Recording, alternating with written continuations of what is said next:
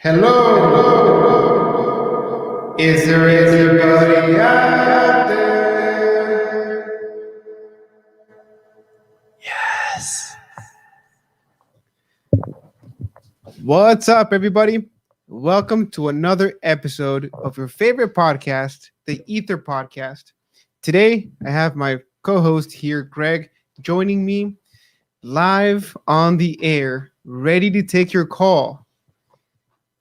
What are you waiting for? We just opened up the lines. You can call now at 657-223-5323.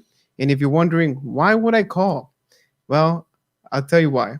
Today we're talking about the crazy, stupid love that you can't live with and you can't live without.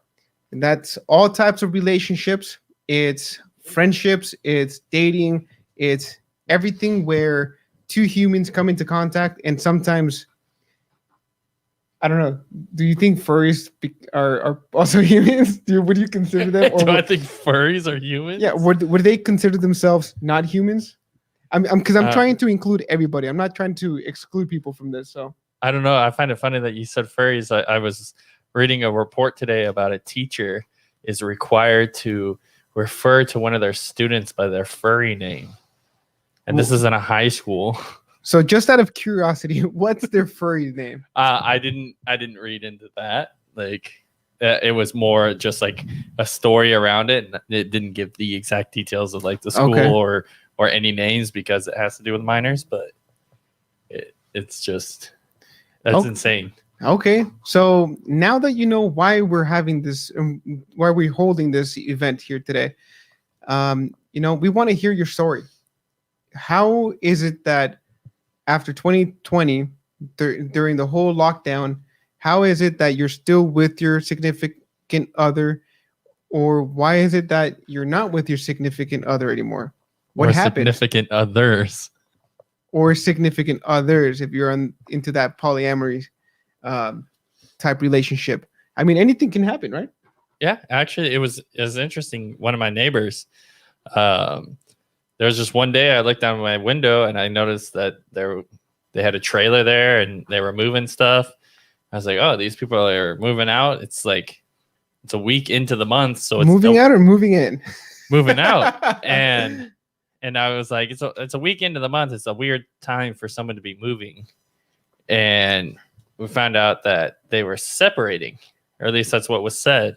And then, like 3 months later, at a birthday party, the woman in the relationship that left, she like showed up at the house, and we started talking to her, and yeah, we weren't like separating. We were taking time apart and in marriage counseling.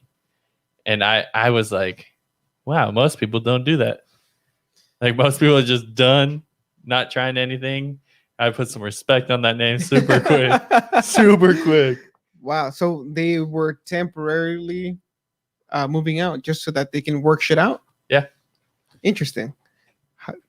Are they back together or how did that go? I don't know. I see her every once in a while. And okay. I think it's one of those things where it's like a couple days on, couple days off, just to make sure that there's no like big tension that can interfere with what they're trying to work on. But yeah, I mean this happened last year or this year? I think it was this year that it happened. It's probably been 4 months now. 4 months, so it's probably the start of the year. Start of the year. I mean, a lot of people, from what I hear, during 2020, they said, you know what, that's it.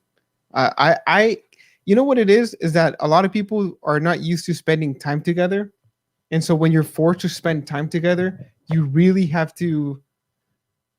understand the other person and how they are. There's a lot of quirks you probably didn't notice were there. And then all of a sudden, everything's in your face. You can't get away from the person. Some people have to call it quits. Now, don't have to, or work shit out, right? I mean, you figure it out. But sometimes you think that you're with one person, and in reality, that person's not really who you thought they were. So if that happens to you, I mean, what are you going to do? You're going to force the relationship? Like, it's not going to be, pink colored glasses.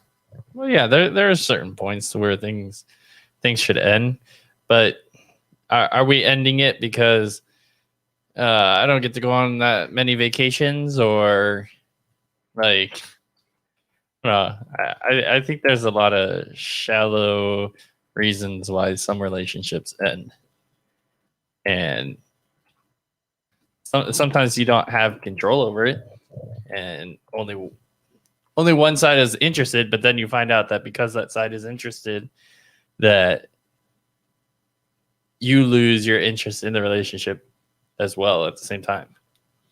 So you mean like there's one-sided relationships where one person's putting in like the emotional work? I mean, first of all, a relationship is very complicated, right? There's no real answer as to how to make a relationship work because there's different needs. The man needs something, the woman needs something. If you're non-binary, you need a whole set of different things. And if you're a furry, I mean, you need to be pet, right? I don't know. I'm just guessing. I'm not here shaming the furries, but hey, if there's some furries out there, give us a call. Our phone number is 657-223-5323. The number is 657-223-5323. We really want to know your guys' perspective on relationships. What's going on with you guys? Has there been a recent fallout? Has there been a recent love story that you guys want to share with all of our 500,000 listeners here? Well, what are you guys going through? And I think that one of the goals for me today is to get this guy hitched today. So if there's any single ladies out there, holla at your boy at 657-223-5323. Greg is patiently waiting here, as you can see. Still waiting. Still waiting. But yeah, man. I think that relationships are really interesting, man. And even friends, dude. Like sometimes you realize we have these expectations of each other, right? And something I've noticed that about most of the people who I would say my inner circle, the people that are the closest to me, Mhm. we can spend so much time apart and away and not text each other or call each other. But when you pick up the phone or you see that person, it's like time never passed. Like you're rekindled, you're back at the same place where you were 5 years ago, whatever time has passed, you know? And I mean, that's just friends. But nowadays, speaking about like a relationship between two people, it's there's a lot of things going on because expectations are through the roof. Standards now, I don't even think standards are really, how could you say, realistic in many ways, No. Well, because everybody is like, obviously social media has a lot to do with it. Everyone's always trying to chase clout, or as a generation Z calls it, clout, or the whole hashtag success, the um you need to be better, you need to be doing this, you need to be doing that. But life is not always like that. So yeah, if you you have have to a do something outrageous for the content. yeah, that's where it's headed, right? That's where it's at. Is that why we're doing this podcast? I mean, I have no skin in the game, but you have plenty of skin left that needs to be in the game, that's not in the game. So holla at your boy at 657-223-5323 and tell us about your love story. Tell us about your relationships. Just call in and vent. Is there Tell us, anybody you want to talk behind their back? This is tell the us place to about do it. your neighbor's relationship. Your neighbors' relationships. I mean, Greg, you had I know we mentioned it a couple of times on the previous podcast, but you had a crazy um not crazy friends, but there was a real weird dynamic between somebody who you thought were normal, folk, and then they turned out to be like straight swingers. freaky deaky. Real freaky naughty. Or like my son likes to say, wonky donkey. What does that mean? Anything is wonky donkey. Anything dude. goes. Like your hair is wonky donkey. Why you acting wonky donkey? It means crazy. So yeah, so what happened with that couple, as far as you know? They're still together. I don't know in what capacity, but and if it's working, right? Sure. I mean, I don't know. We watched that documentary on Amazon about relationships, or I guess it was about what exactly was it about? It wasn't about marriage necessarily. It was about the big question is how to stay married, and I don't want to get into it too much because the next podcast on the Thought Process podcast, which is part of the family of the Thought Process family here, we're going to be doing a deep dive with a professional who actually is a professional in the industry for relationships and coaching and all this other stuff. So I don't want to get too much into detail, but maybe this is a good primer so that people get to know, what it's called. So let me look it up. But you want to give them the gist of it?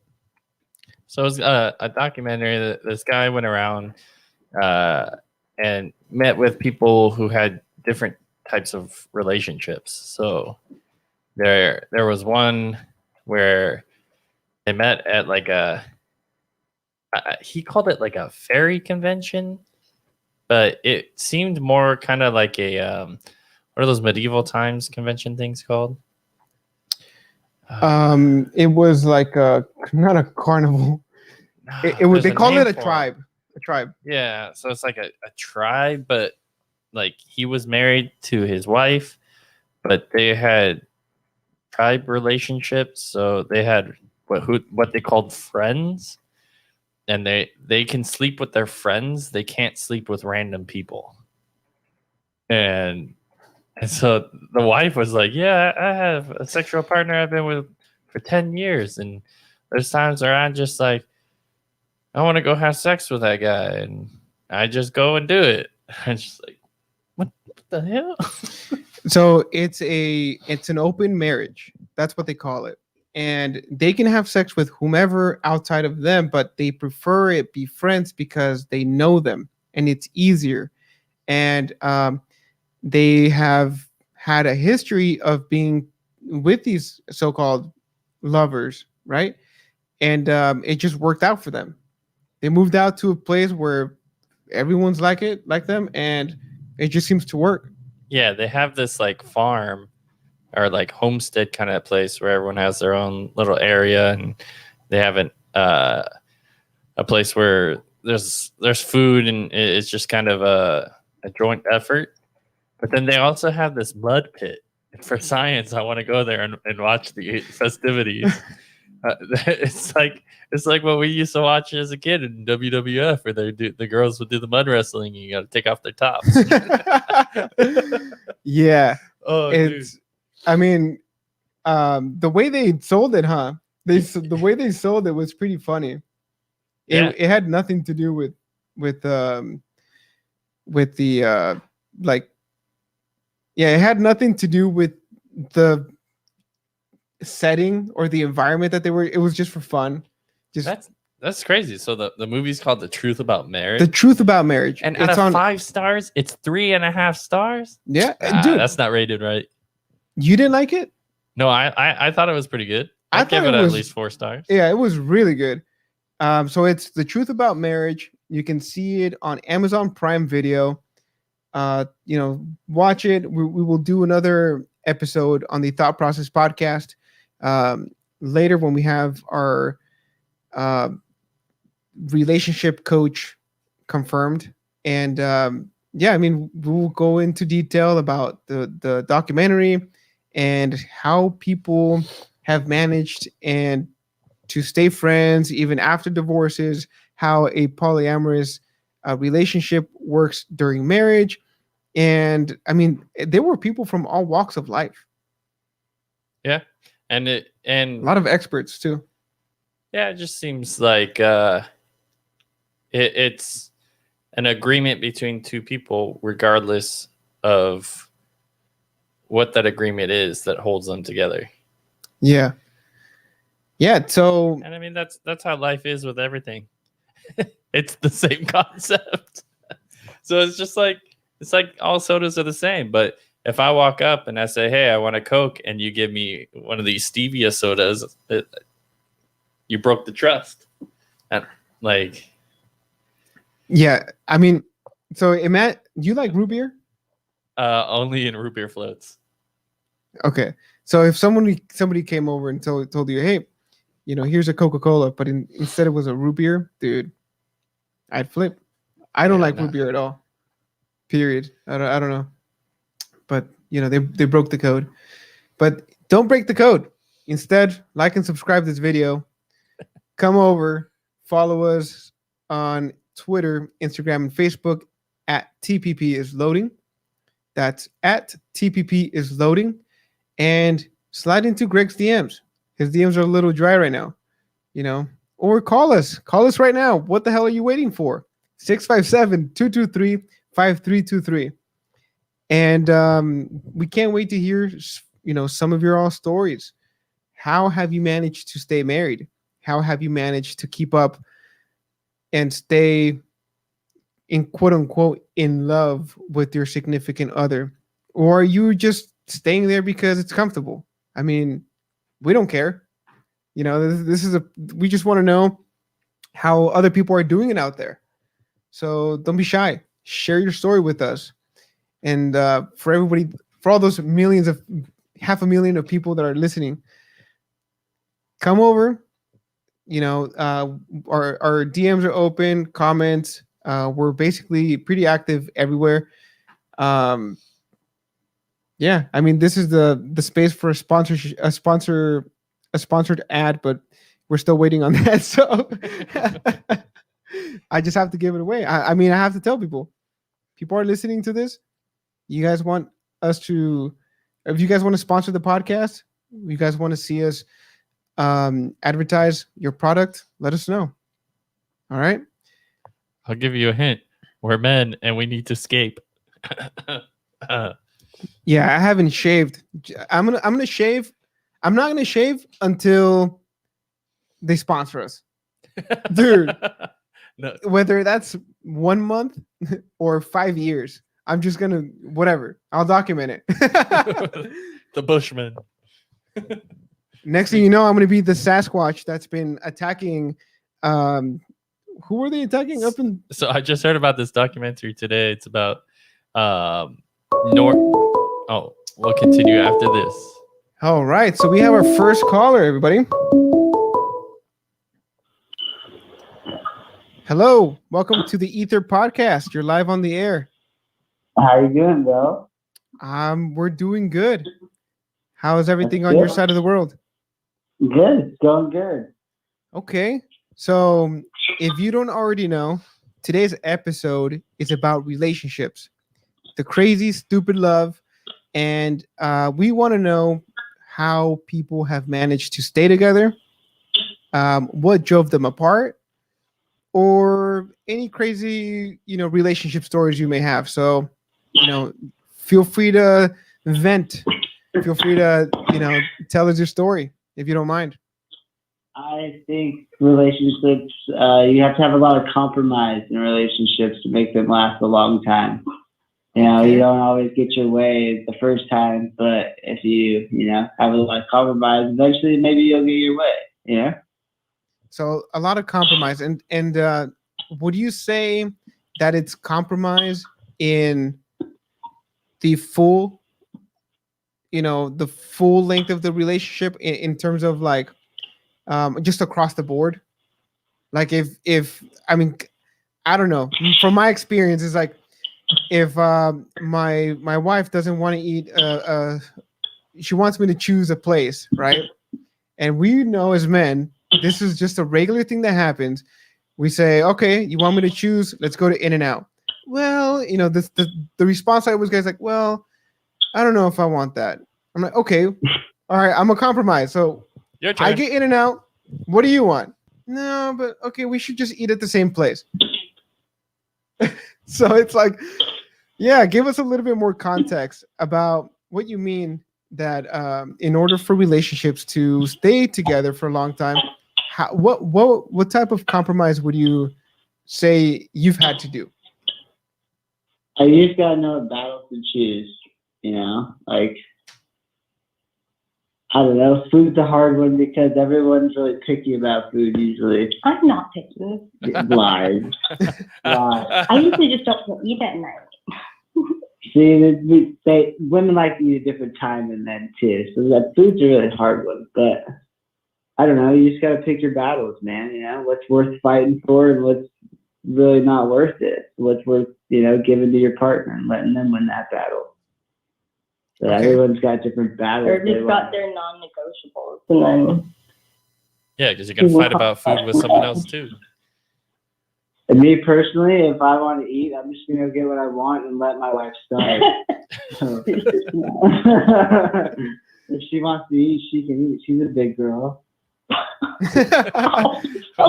She's not gonna be big if she's not eating though. I think that you're gonna have to compromise by sleeping in the couch today. We got a really comfortable couch. So. Just pick up some burgers first, put your bed. So, all right. So you seem to be married. So, yep. I think that those are all wise words from a married man. What kind of advice do you have for the single guys out there who have yet to get married and are on the verge of maybe getting married? What's something that you were looking for at the beginning of that relationship? When the fun fades, just keep holding it out because the fun does come back around. That's what I have to say to the new ones. Okay, that's actually very insightful. What do you think, Greg? Yeah, the fun does come back around. I don't know. I could put it this way with kids. So when a child's born, you don't know the child.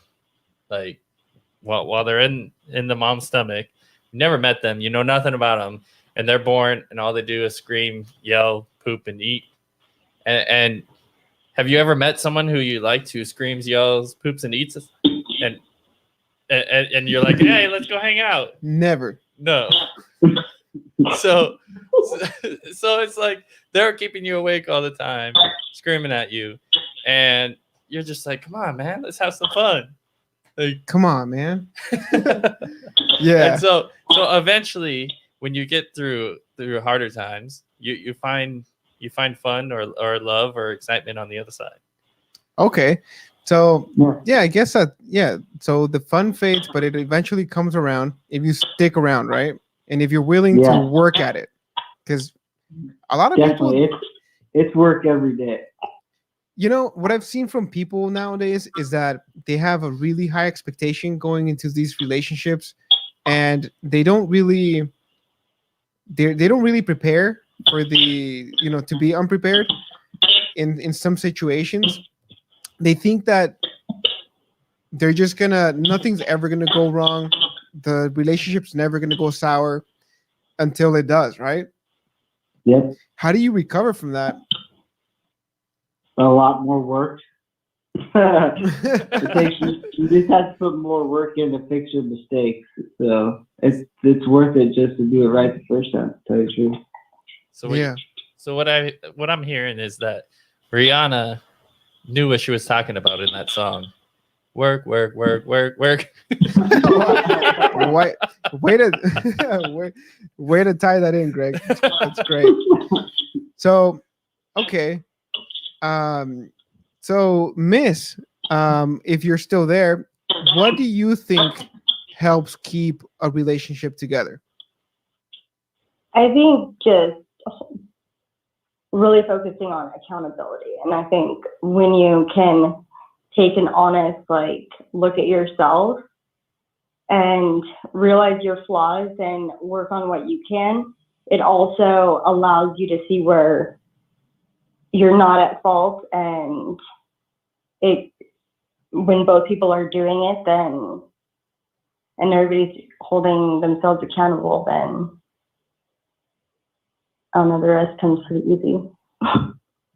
Yeah. Yeah, that's again, that's very insightful. Wow.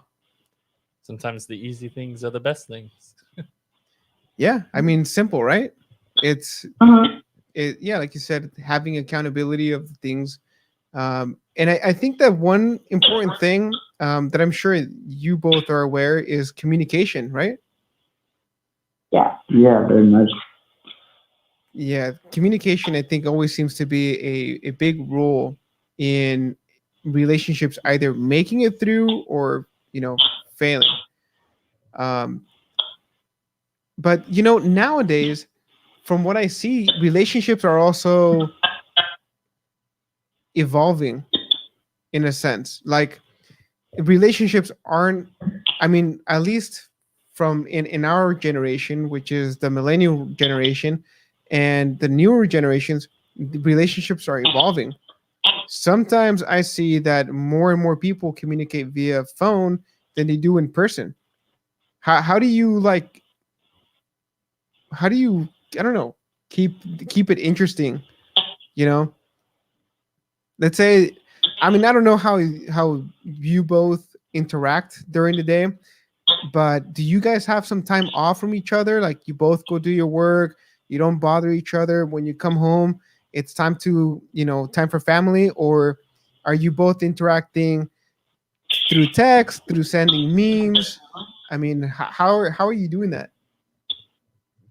While we're both at work, we pretty much like we'll check in like at lunch break and stuff.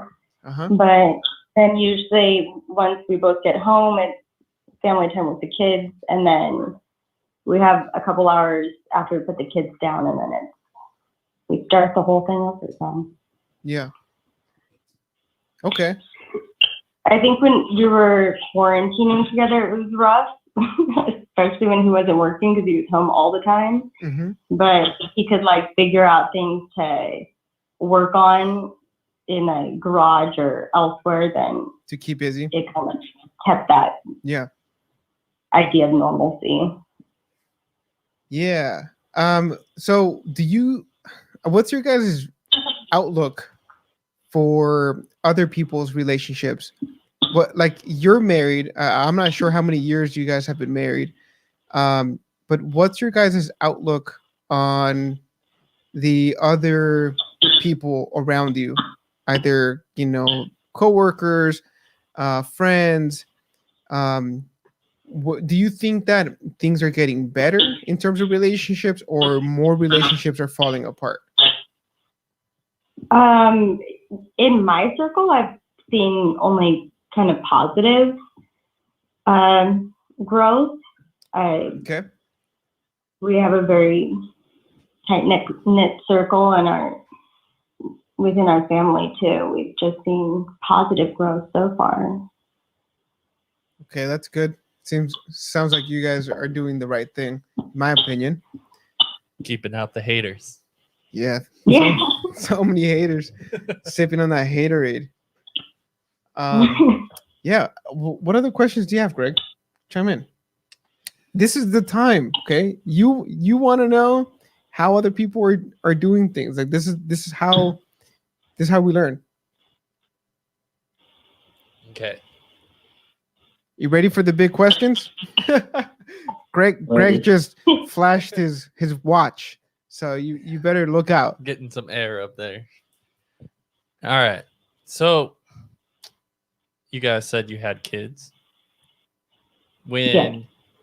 you first thought about having kids, or the first child that you had, did you have I don't know, fear in having the child? I don't even think we were getting along very well. We found out, but it's been an interesting ride since then, and I think we came out better for it. Okay. Because sometimes when people find out that they're having a child, it creates a lot of stress on both ends, and sometimes it it shows both people that either maybe one person wasn't ready or one person needed to step up to get the other person ready. And I feel in my experience that I kind of skipped over any of the fear of having a child because I was able to start taking care of a child once they were 1 year old. That was the first child that I was introduced to. So when my son was born, I kind of lost all that feeling of oh, I don't know how to do this. I don't know how to be a dad or any of that. It didn't scare me as much. But like Marco here, I think he's gonna freak out a little bit. Or like I have a friend who we just helped them move, and we were going through the garage, and of course everyone's garage has rat poop in it. Yeah. But he was so adamant, like everyone needs to wash their hands. No one picks them up because you still have the same clothes on that you were wearing from moving. Stay away from them. And I was just like, a little rat poop didn't kill no one. Well, it did if you lived in the 1800s, dude. Oh man.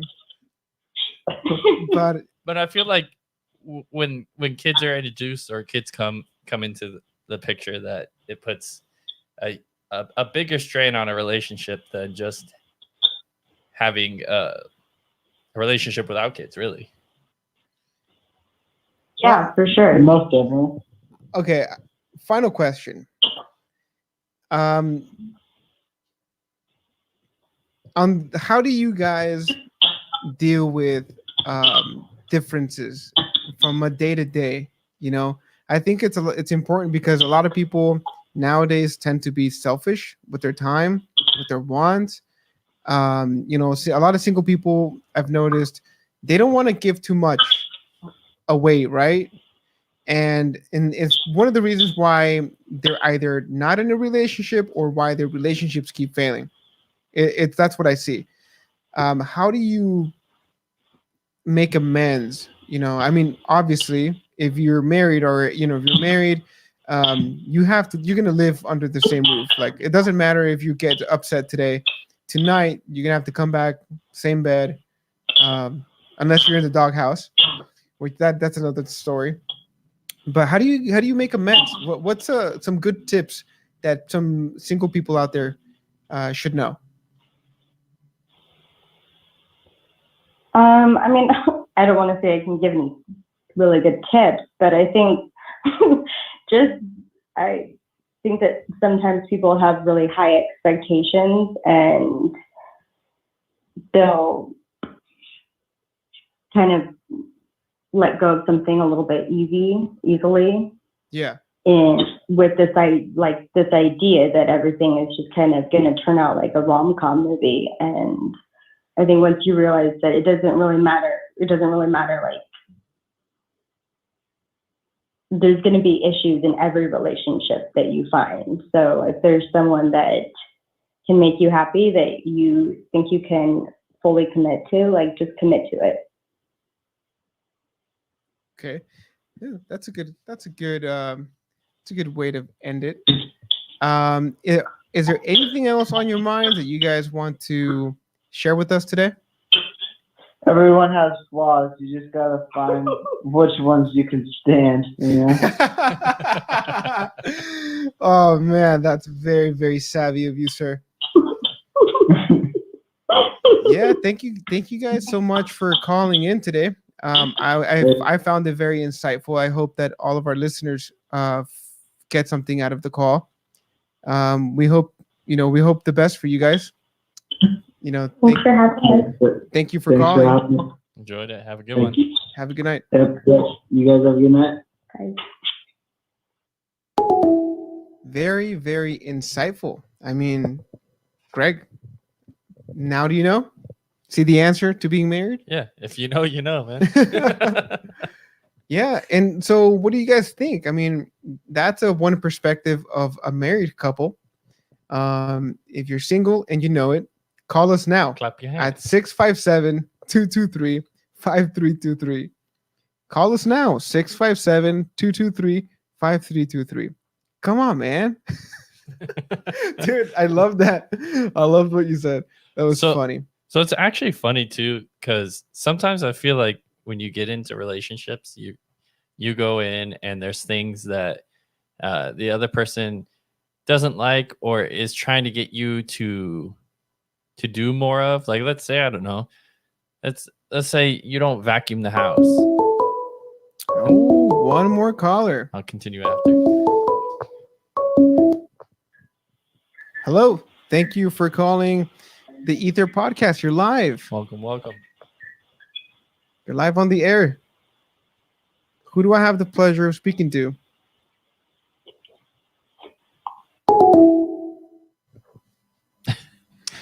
If that's you, FBI, it wasn't us. That's Mark Zuckerberg, dude. We just got sucked. Hey, Mark, So don't get upset. You know what? Take that. Incognito mode, dude. That's it. All right, you messed up, man. You made us go, turn this off and go on our Brave browser. If you're not already using your Brave browser, use it today. Anyway, you were saying, Greg? yeah, so there's things that in a relationship maybe you don't do as much, and maybe it's something to why the relationship ended, whether like you don't clean that much, or you never had things organized, or you kind of didn't take care of everything, like you didn't shower the best or keep the shower clean. Yeah. I mean, And you yeah, learn compromise. that, and then later afterwards you apply it. Compromise, right? Yeah. Welcome in. Hello. Hello. You're live on the Ether Podcast. You're live on the air. Awesome. It's good to be live. Okay. Today we're talking about that same old crazy, stupid love, about relationships, good or bad, how people have managed to stay together, how people destroyed their relationships, or any relationship stories that you want to share with us. We're all ears.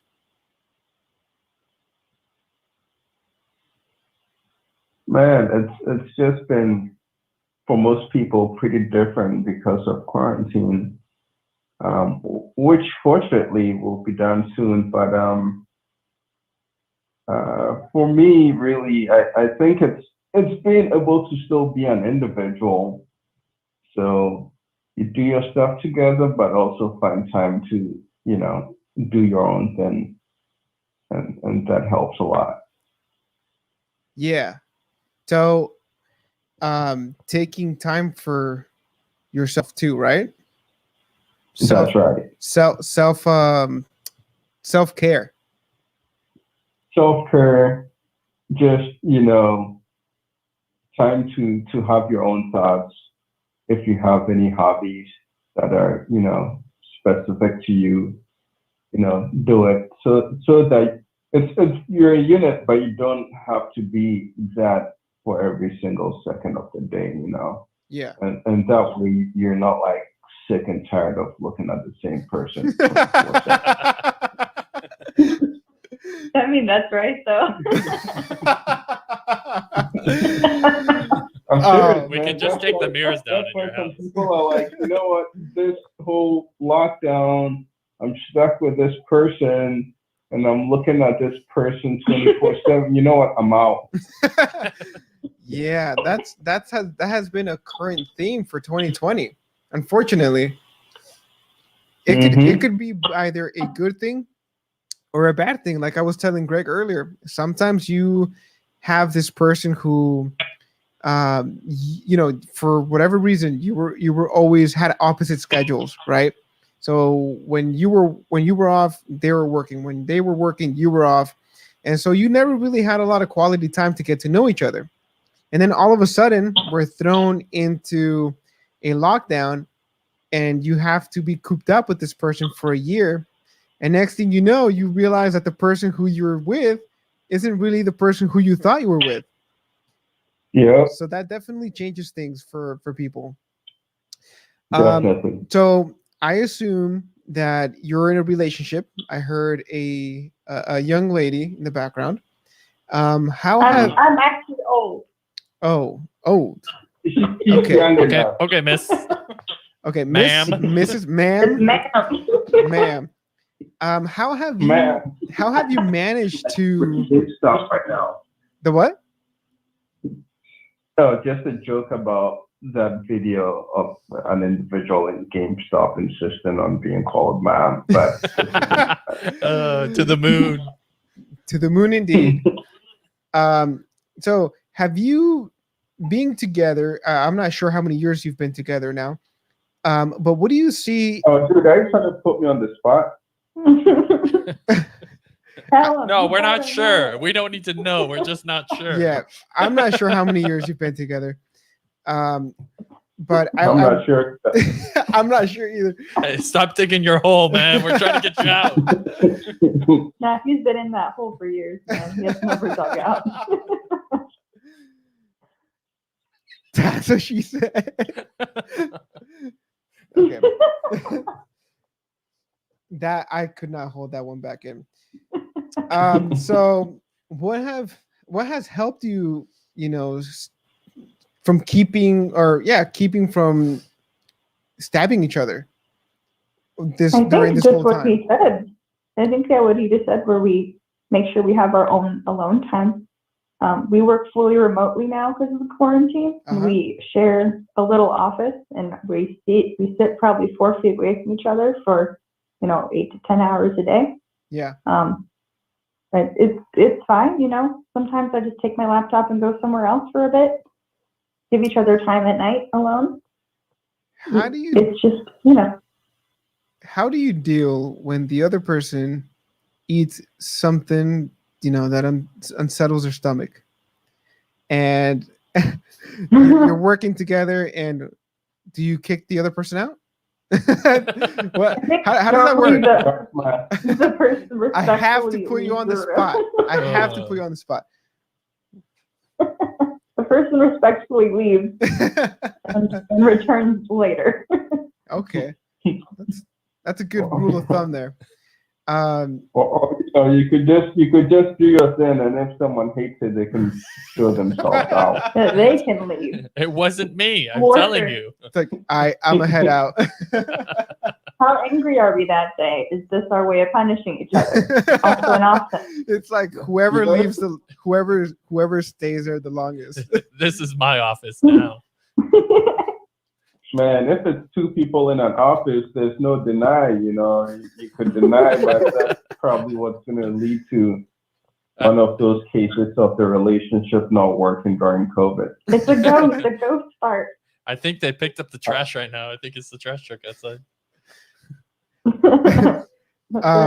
So okay, what tips do you have for the single people out there who are looking to have what you have?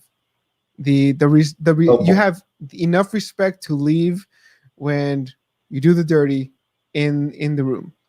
How does someone have a successful relationship like that? I don't know. That's a hard one. It is. I mean, I don't know. You would I don't know if we imagine. have a bunch of advice. I think we just got kind of lucky. I mean, I think you just keep trying relationships until one fits, and along the way you learn that no one is your perfect fit. You morph your life. Relationships, you want them to go wild out? Just fuck a bunch of people, and then oh my. no, that's not what I meant. TP homes That's together. what she meant. She meant to go smash a lot, and the person you like smashing best, then you just make it work. Whoever wins the smash competition, that's your life partner. And if you don't take the second best, you find that smash partner that was the best, even if it's 10 years later. That's the secret. No. If you ain't first, you're last. Sorry, we've made your podcast. We've lowered the quality of your podcast by calling. No, by any means.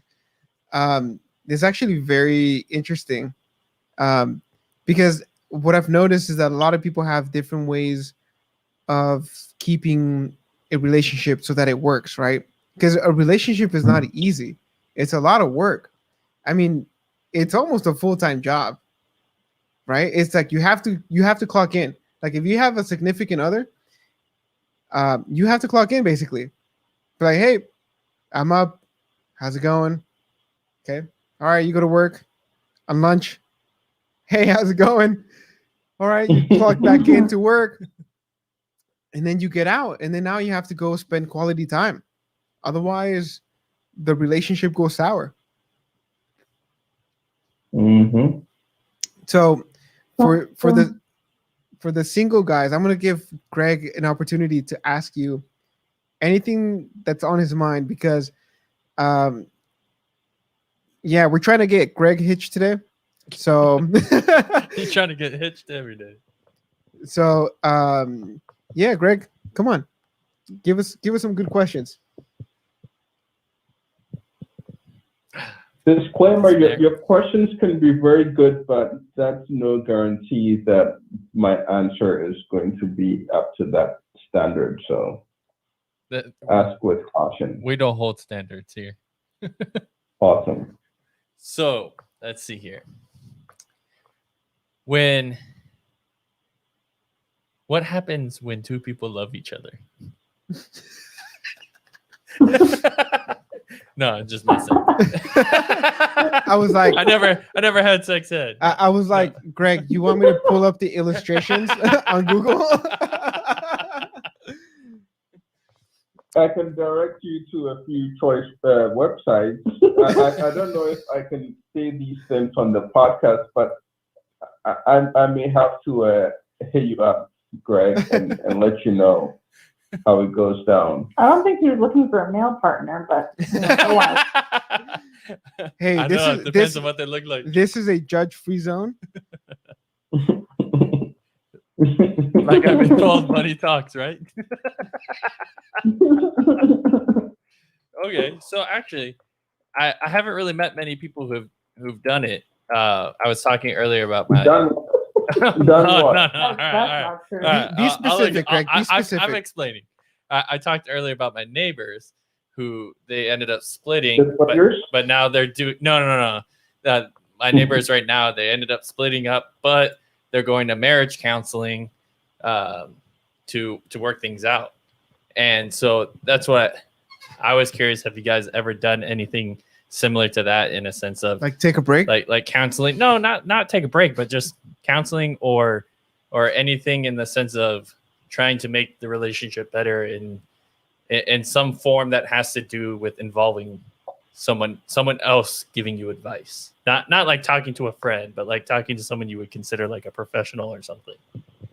I wish we could say yes just so we could talk about it, but we're newlyweds, so we haven't crossed that bridge just yet. But huge proponent of people seeking therapy to make relationships work, because it is always going to be work, and you definitely shouldn't give up on something you put so much effort into and someone you care about just because there are those struggles that you come across. But we're still pretty new in this, so nothing like that for us yet.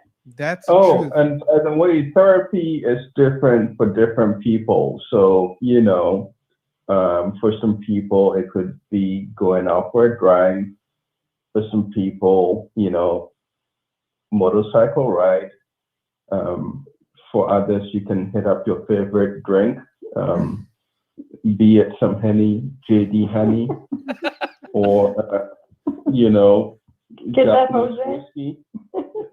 So therapy is different for different people, and so find out what works for you. Sometimes, it has to be not just one, but you have to hit up a few shots and then go for the ride. No. Do it the other way around.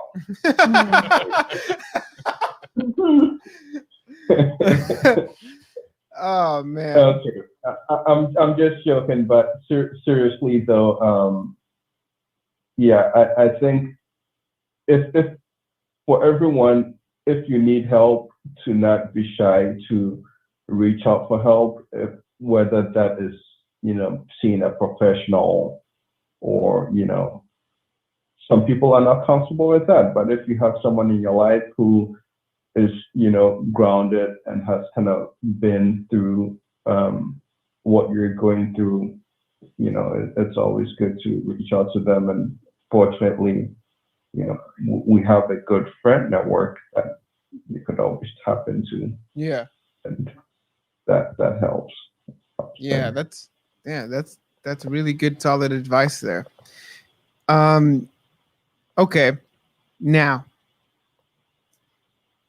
like you said, relationships are always gonna bring issues and problems arise almost on the daily, right? If it's not one thing, it's the other. Oh, you're not picking up your socks, or you're not putting the toilet seat down, whatever it is, right? Um, did is it more work than you thought? Because when everyone's in the honeymoon stage, when boyfriend, girlfriend, or whatever, you always go into these relationships thinking, oh, you don't even think about the bad things until you've done your time, right? But now that you're newlyweds, and if you're newlyweds, I'm assuming that everything has worked out so far. But is it still more work than you thought it would be, or is it less work? And I don't also mean work in a bad way, like, oh, like I have to do this and I have to do that. No, but like it is time consuming to do all these things and do the little details that make the differences in a relationship. I wouldn't say it's more or less work. I think we'd been together for a while, so we'd already established how our relationship was going to go, and this is definitely for me, a very unique relationship in that we do have so much alone time, which I absolutely need, and he does too. So I wouldn't say that ours is something that's been more work than most of my other relationships in my life. It's just, kind of easy. So Yeah. maybe in 5 years, if we talk about it again, I'll say, oh my God, it's so much work. It's so hard. But That's for fair. the last 2 years, it's been pretty That's easy. fair. It's been before, it's been kind of the same. Getting married did not change anything, except that now you just can't call it quits and dip out without huge financial implications. And so, yeah, for the single people out there. Take notes, Greg. That's right. There Hey, are big financial implications. You need a whole legal team now to separate you. I already You need better a whole be legal sure. team. He needs a whole legal team just to get him into a relationship. Sign here, dot here. Consent here. Prenup. Prenup. Okay, so now I'm gonna put you on the spot. In the relationship, who wears the pants? I mean, they What both are work at pants? home. Neither of them. We're both remote. Yeah, there are no pants here. Come on. What are pets?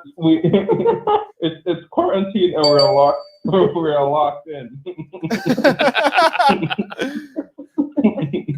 Yeah.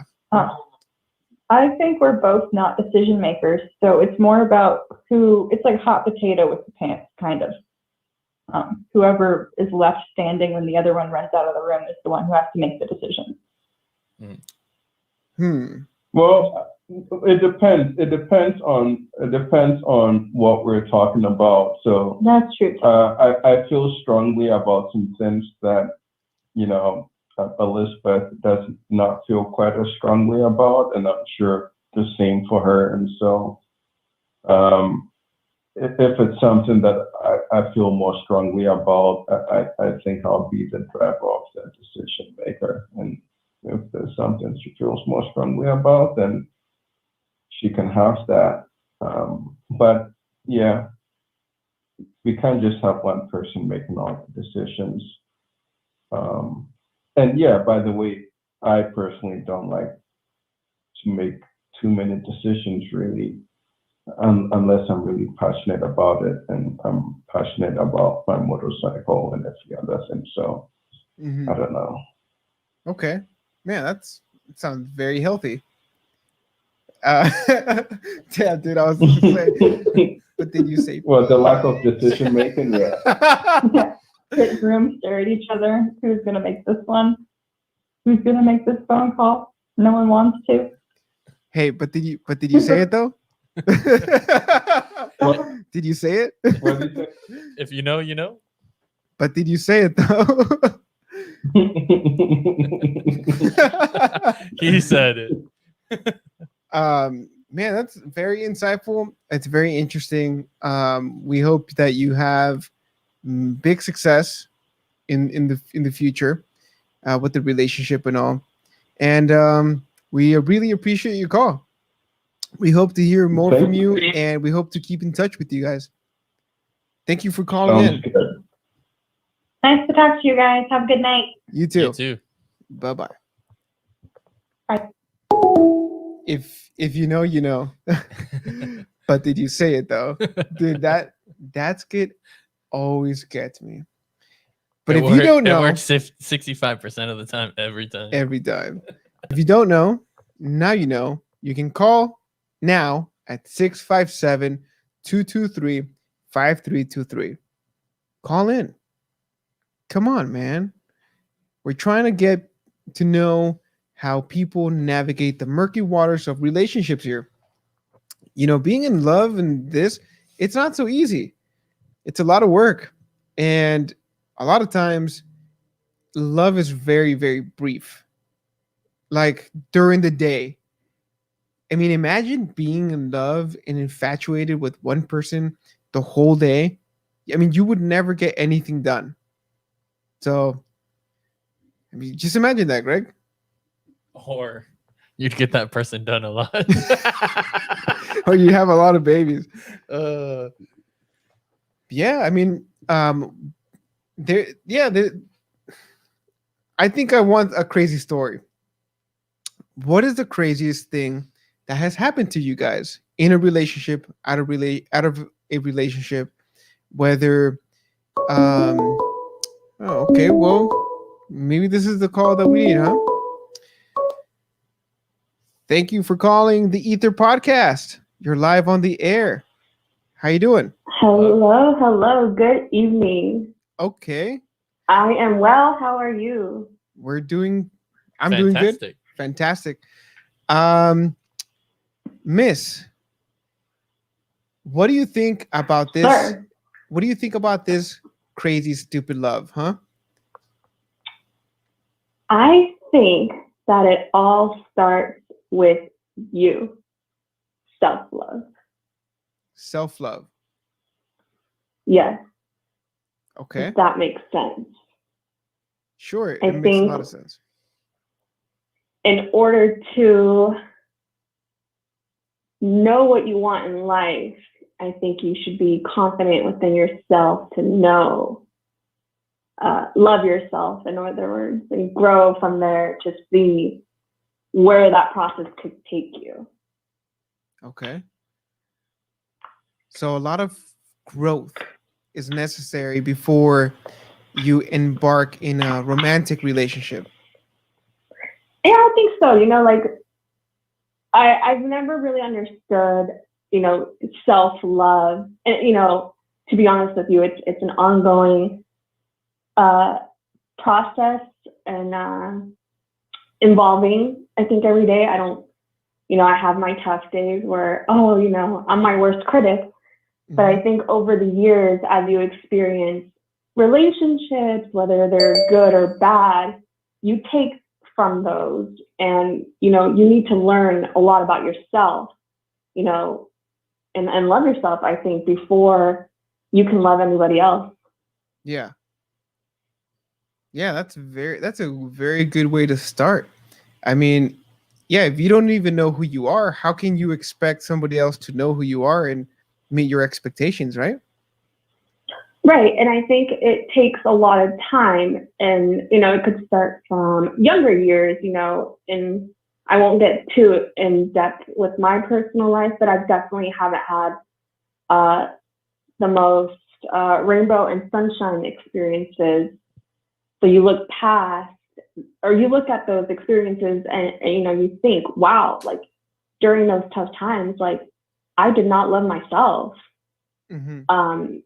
So, you know, you evolve from that, and you think, how can I love myself? How do I not compare myself to others? You know, try to talk to yourself more in a positive way. You know, I'm thinking, oh, I can tell my friends how beautiful they look every single day, or how cute they are, how whatever, everything. They have everything going for themselves. Like, why can't I do that for myself? Therefore, you put out that energy into the world. Yeah. So that's a very good point that I think a lot of people who are single miss a lot of the times, because I see that people are always trying to fill in a void, whatever it may be, an insecurity, uh, maybe they have a codependency issue, but they're always trying to figure out how to fill in the void without really putting in the work, which is reflecting on you first, because a lot of people jump into a lot of relationships um, without even knowing what they really want, but they don't know what they really want because they don't even know who they are. Exactly. And so Exactly. And I can't say any advice or anything because I'm not married, but you know, you do date a lot, you see what's out there, and you think you want one thing, or you think you deserve a certain type of quote unquote love. And, and a lot of times it's bad love, and that's what you expect, or that's what you think you deserve. And as you start evolving and you start loving yourself, you start thinking like, okay, like, yeah, maybe some standards, like I heard some past calls are a little bit up there, or, over, over excessive, but they're unrealistic. at some point you start seeing, they're unrealistic. That's the perfect word. You start seeing that, okay, I am self-worthy of, love. Therefore, that is what I will attract. Yeah.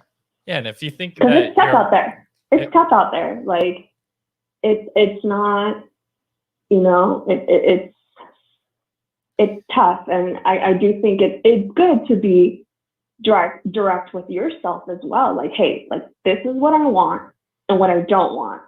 And, you can't be afraid to tell that. You do that by growing and like evolving and getting to know yourself, because then that type of energy or that law of attraction can be translated to others. So, I don't know where I'm going with this. I've lost my thought, but, you'll be able to communicate, therefore get more of what you want out of life or a person. Just, hey, this is what I want. This is not what I want. You slowly start growing that confidence within yourself. Yeah. A lot of people go with the flow, or with the moment, and it may not be what is best for them at that point in time, but they do it because they haven't done the work to figure out, oh, this is not for me, I should be doing this, or this is really what I want, so I should pursue this. But instead, they just go with it, and it oftentimes it fails.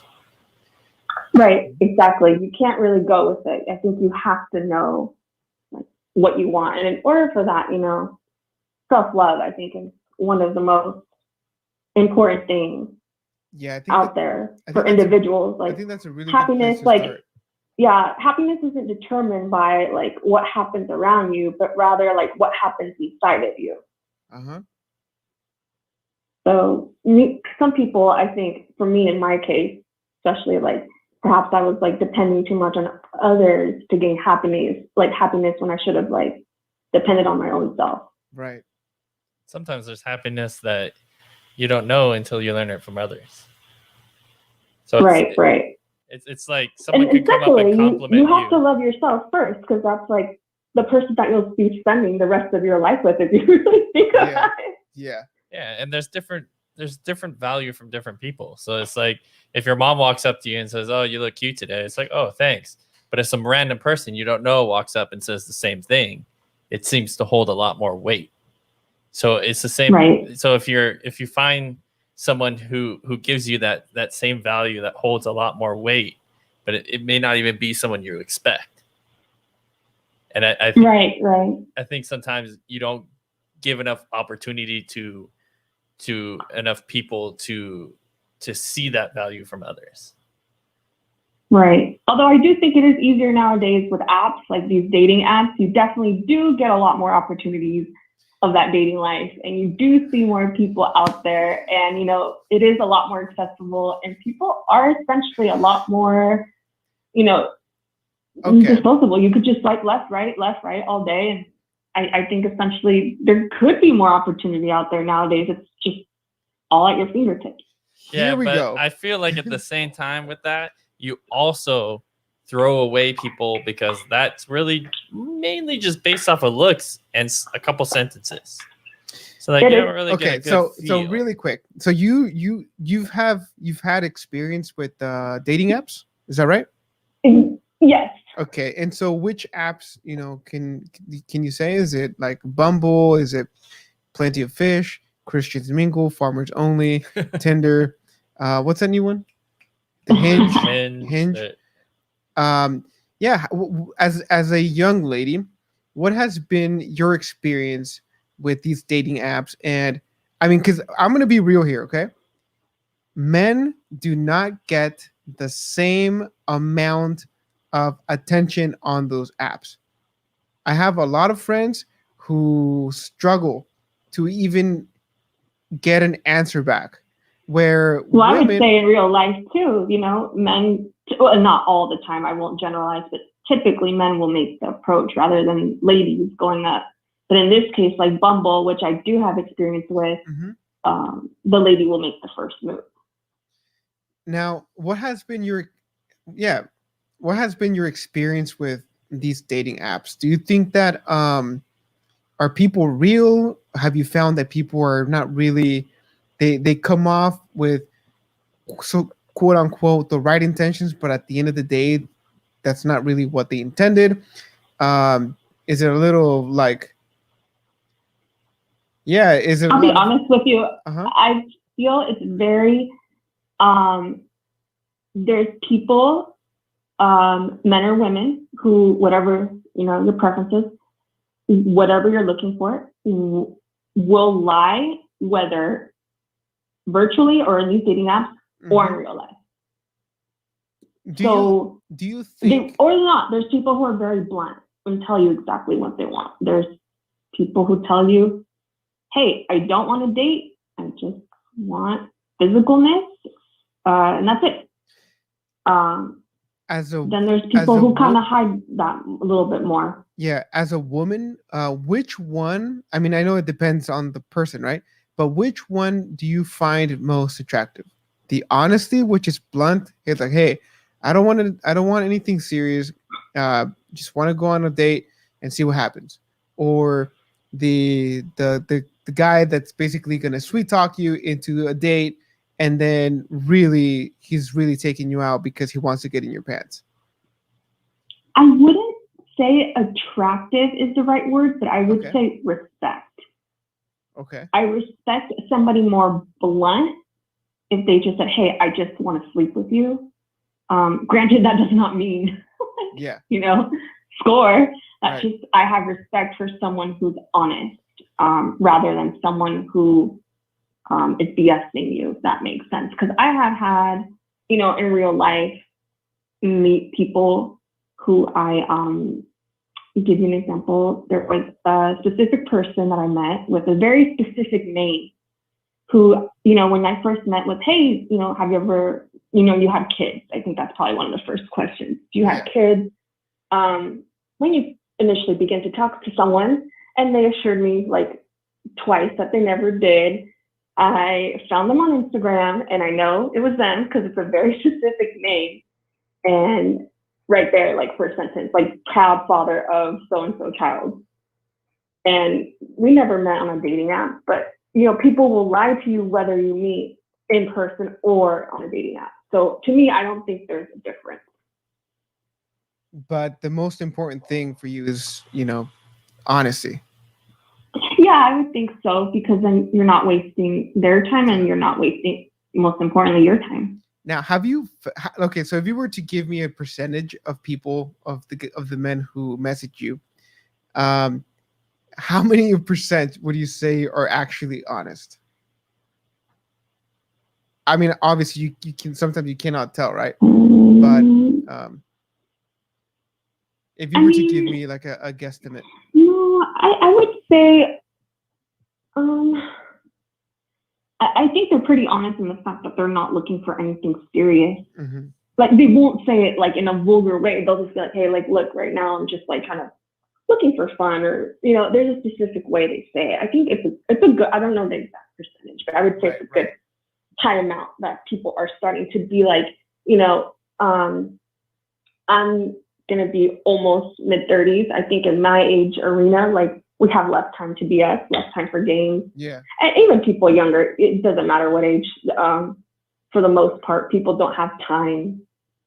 I mean, younger people are ready, 21-year-olds ready to go to Vegas, have fun. But as I'm getting older, it's like, I don't have time for this. It just gets old. I hate fun. It gets old, Because yeah, I mean, so it's just, you don't want to waste your time. Yeah. Is what is mainly, I think, the concept behind what I've been noticing, whether it is men or women.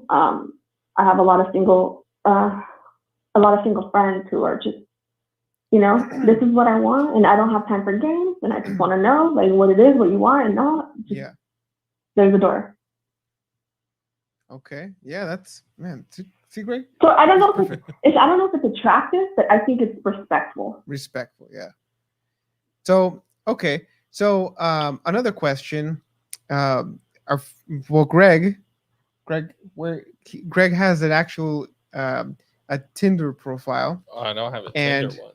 You don't have a No, Tinder is Okay, so he's got a what is it, Hinge? this one's Hinge, yeah. Okay, so I'm gonna describe you his profile, okay? And I would like for you to tell me if this is something that would work in terms of, kind of get him what he's looking to get from this. And I'll try my best, but don't blame me if he's single forever. Oh, I don't blame you. You might want to hire your relationship guru expert. I don't even think that can help me. All right, so he's got. I can tell you from experience, and I think we had this conversation in the car a couple weeks ago, that the energy that you put out there, whether whoever it is what's really important, because that's what you'll receive back. Yeah. Okay. But yeah, go ahead, read it to me. Okay, Like so here we go. So Greg, he's got 6 pictures, about 2 selfies. One person, one of them he's got like a professional jacket. 2 with groups of friends, which is I think is good. A good balance, right? Yeah. So this one says, "Believe it or not, I cook, clean, read, and have candles." That's number 1. It got a little bit cut off, like in the middle. Say that again, a little bit slow. It's, "Believe it or not, I cook, clean, read, and have candles." That's it? Yeah. Okay. 2 truths. Oh, so these are all like questions that he's answered, right? Oh, because of the app filters. Yeah. Yeah. 2 truths and a lie. I tripped over. Okay. Oh my god. Okay. I tripped over a midget and cracked my ankle. I dance well. I have the taste buds of a 6-year-old. Okay, I think these are all true. Which one do you Yeah, think? those are typically pretty like meant to be humorous. So Yeah. they're typically like supposed to be like fun and quirky and like not taken too seriously. The other one I didn't get too much insight on that. The last one is, "The secret to getting to know me is to talk in person." That's a good one. He put on there his religious beliefs, his hometown, his politics, and his vices. Are those all really important to him? I don't know. If they are not, I wouldn't post them. But if they are, then yes, that's definitely. a very big question for Greg. I Are have these to all- see, because some of the stuff doesn't show up and some of them do. So yeah, see, those don't show Yeah, up. you can hide it. You can hide certain None of those filters. show up. Those are just they're their Oh, options. okay. I was gonna say if they're very important to you, then yeah, that's something you wanna Yeah. state, I guess. So do you I don't know why so the hometown shows, but in the on the in your experience, if you're looking at these profiles, and does any of this sound like it's a turnoff, or is it intriguing? Is it interesting? What kind of tip would you have Oh for gosh. yeah, for Greg here? Um, I mean, look at him. like I said, don't blame me if he's He's single forever. he's No, tall. I think it sounded like pretty basic uh, profiles. I think maybe. Okay, so my question is, what are you looking for? I mean, I know it's a very personal question, but if you can speak on the behalf of most women, what's something that really intrigues you when you run into a profile? And don't tell me that he's hugging a penguin, that he's taking pictures with a dog, and he puts on there that he likes Filter. ice cream. No, I'm just kidding. Give me something interesting.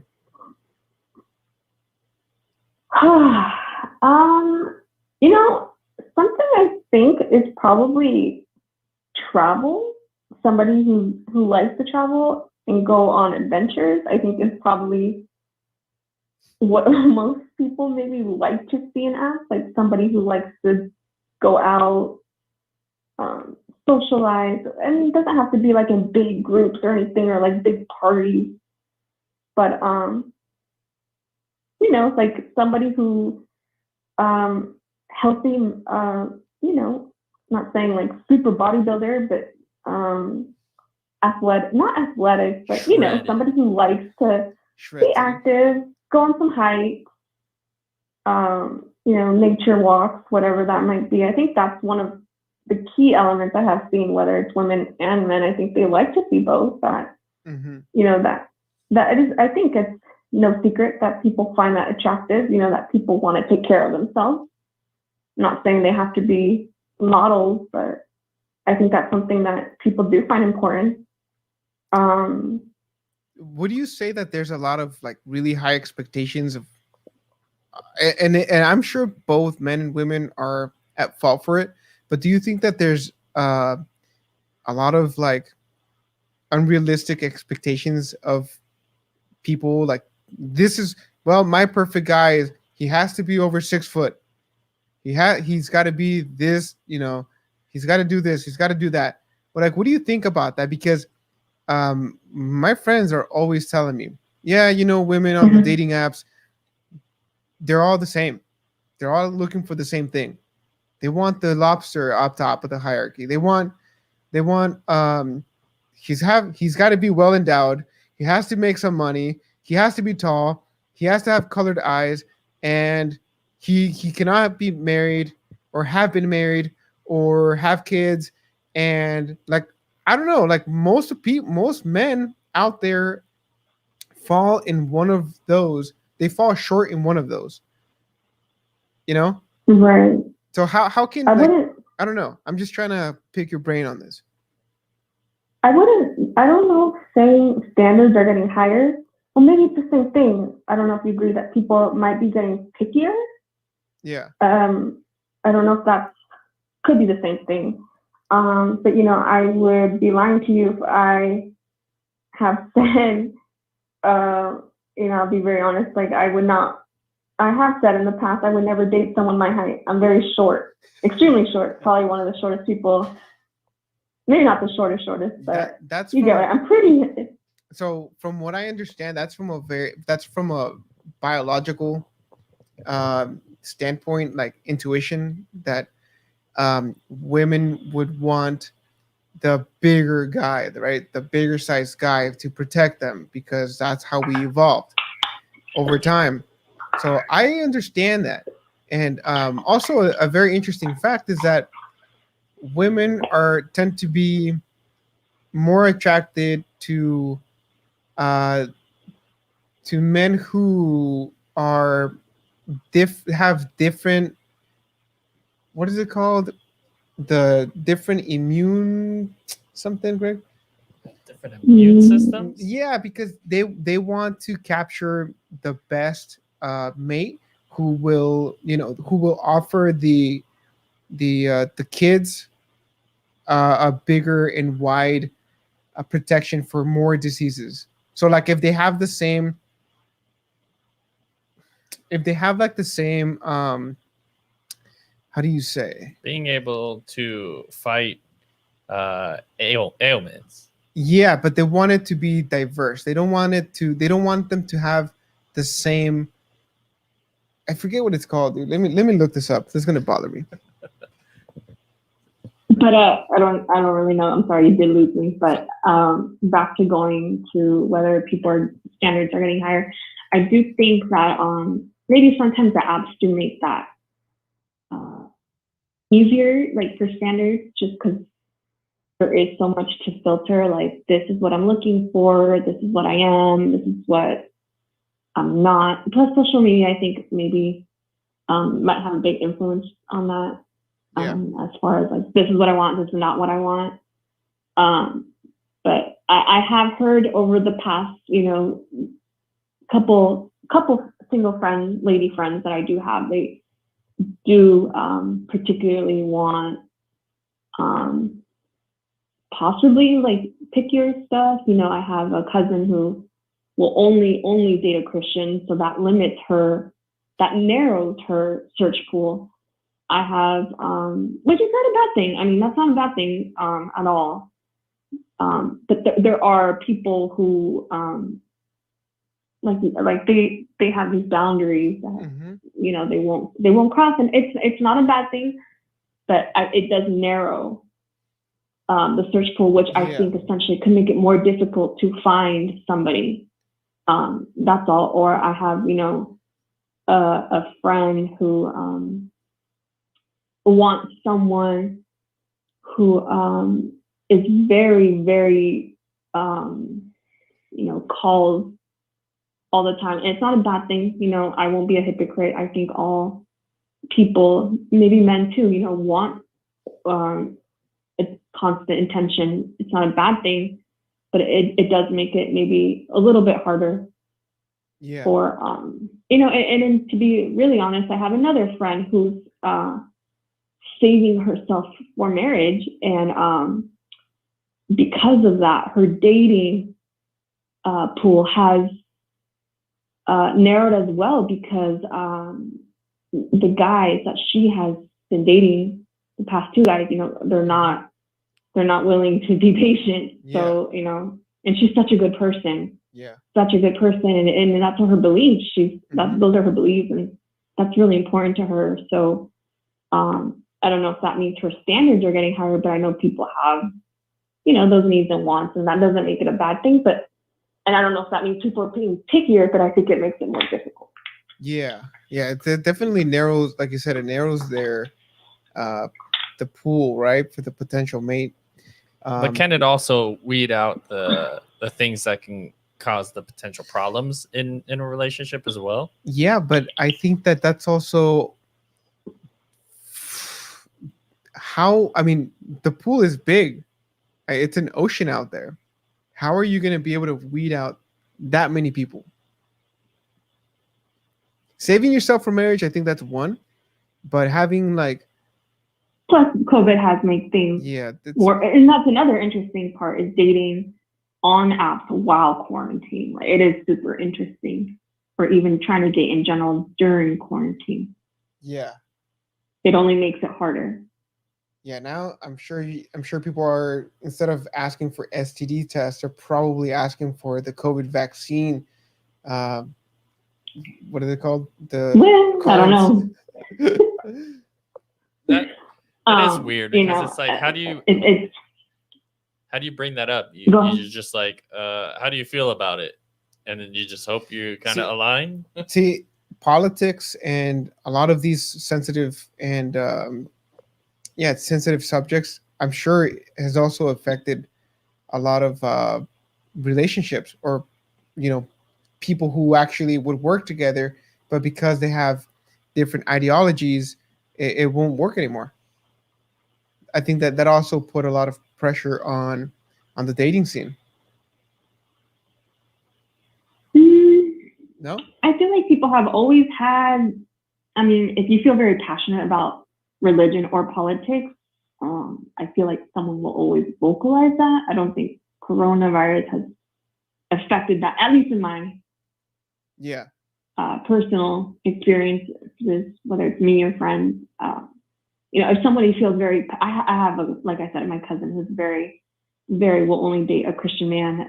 That has always been her,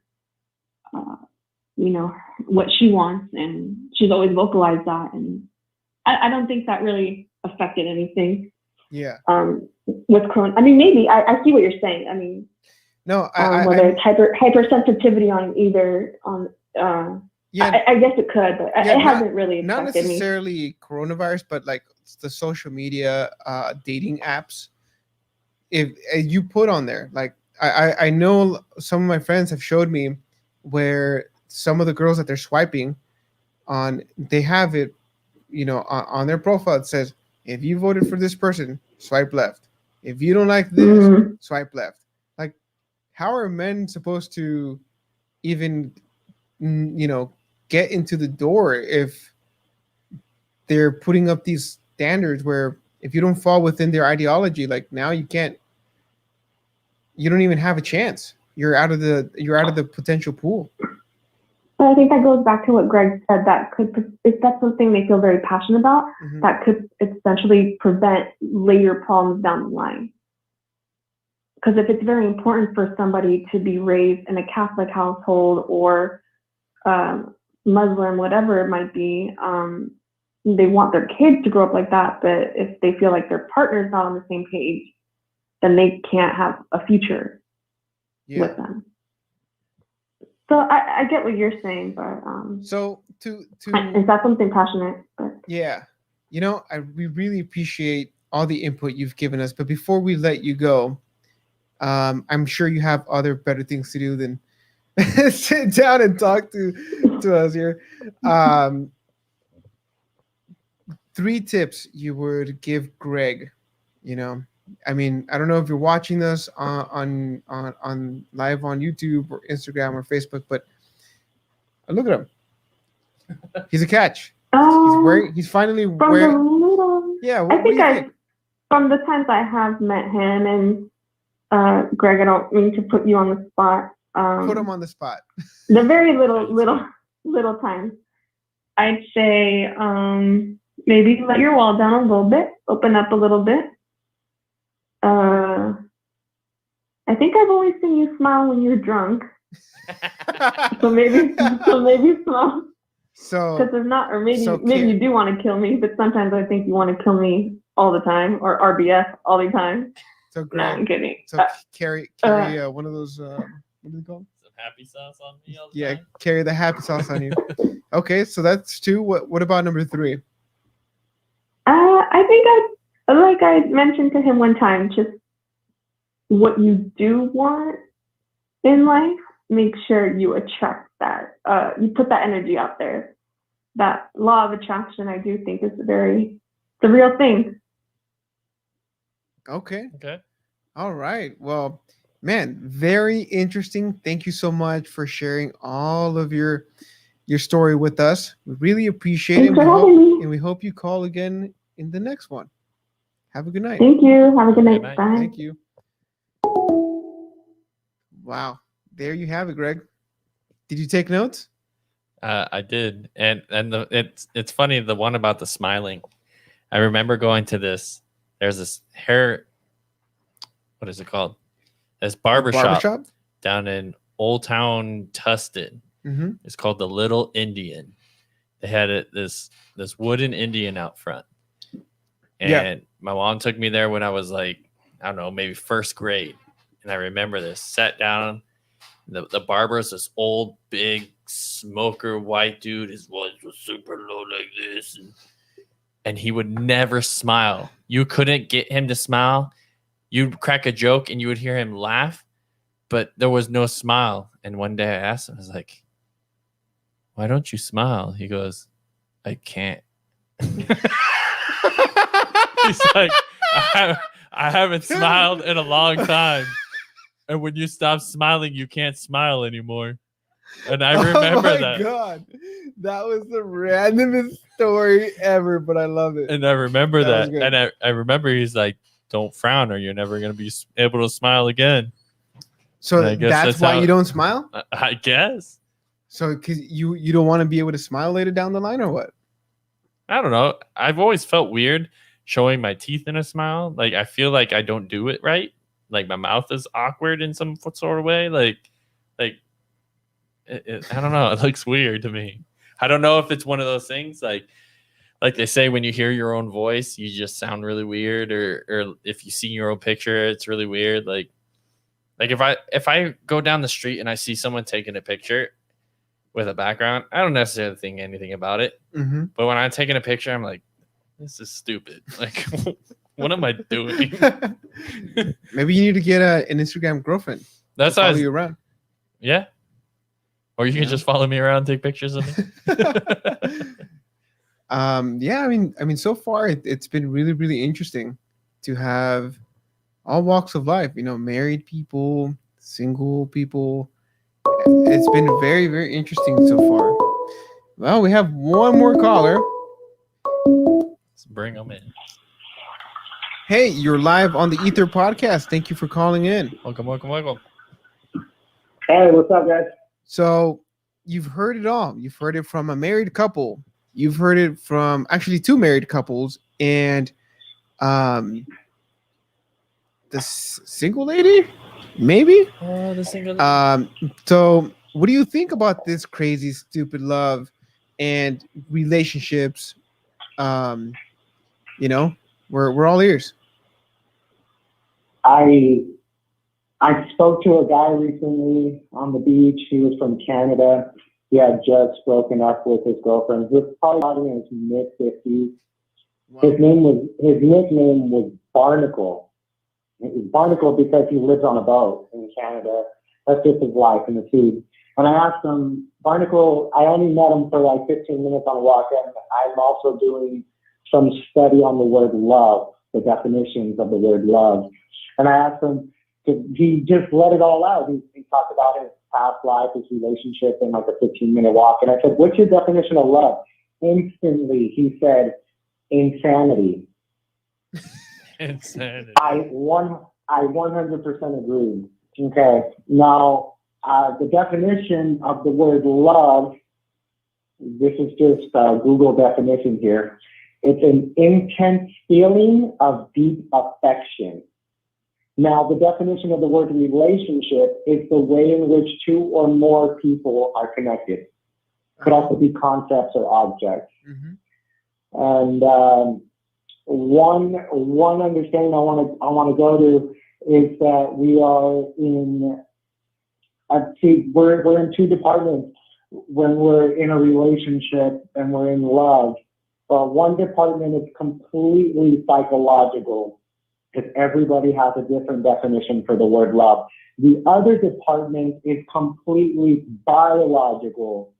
And actually, I want to take a quick commercial break to help Greg out with his apps real quick. Greg, do you mind if I give you some tips? And these are scientific tips, Greg, to help you boost your dating profile. You want to hear them? Where do you get these studies from? Hang on a second. I'm gonna give him pen and paper, dude. Guys, this is only scientific stuff here. All right, Greg. Marco will write these down so we can talk. Okay, right, here we go. Real quick, this is the commercial break. We'll get back into it. All right, this is just 5 tips for you. It's write about what you're looking for in a partner also. In your dating profile, you were at 100% talking about yourself. Well, they did a study that says you should be splitting it from 70%, 30%. So you talk about yourself 70%, and you talk. So here's an example. It would be, I'm an adventurous person who loves to spend time outdoors and then looking for a like-minded individual to share fun experiences with. So you talked about someone. Okay, that's tip number 1. Number 2, show emotional availability.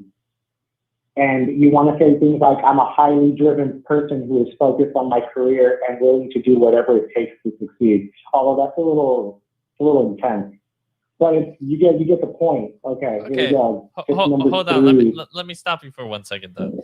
So yeah, so I've heard both of those and I've read both of those so many times that it's become so repetitive that when I see that, I feel like either it's a fake account or they're lying.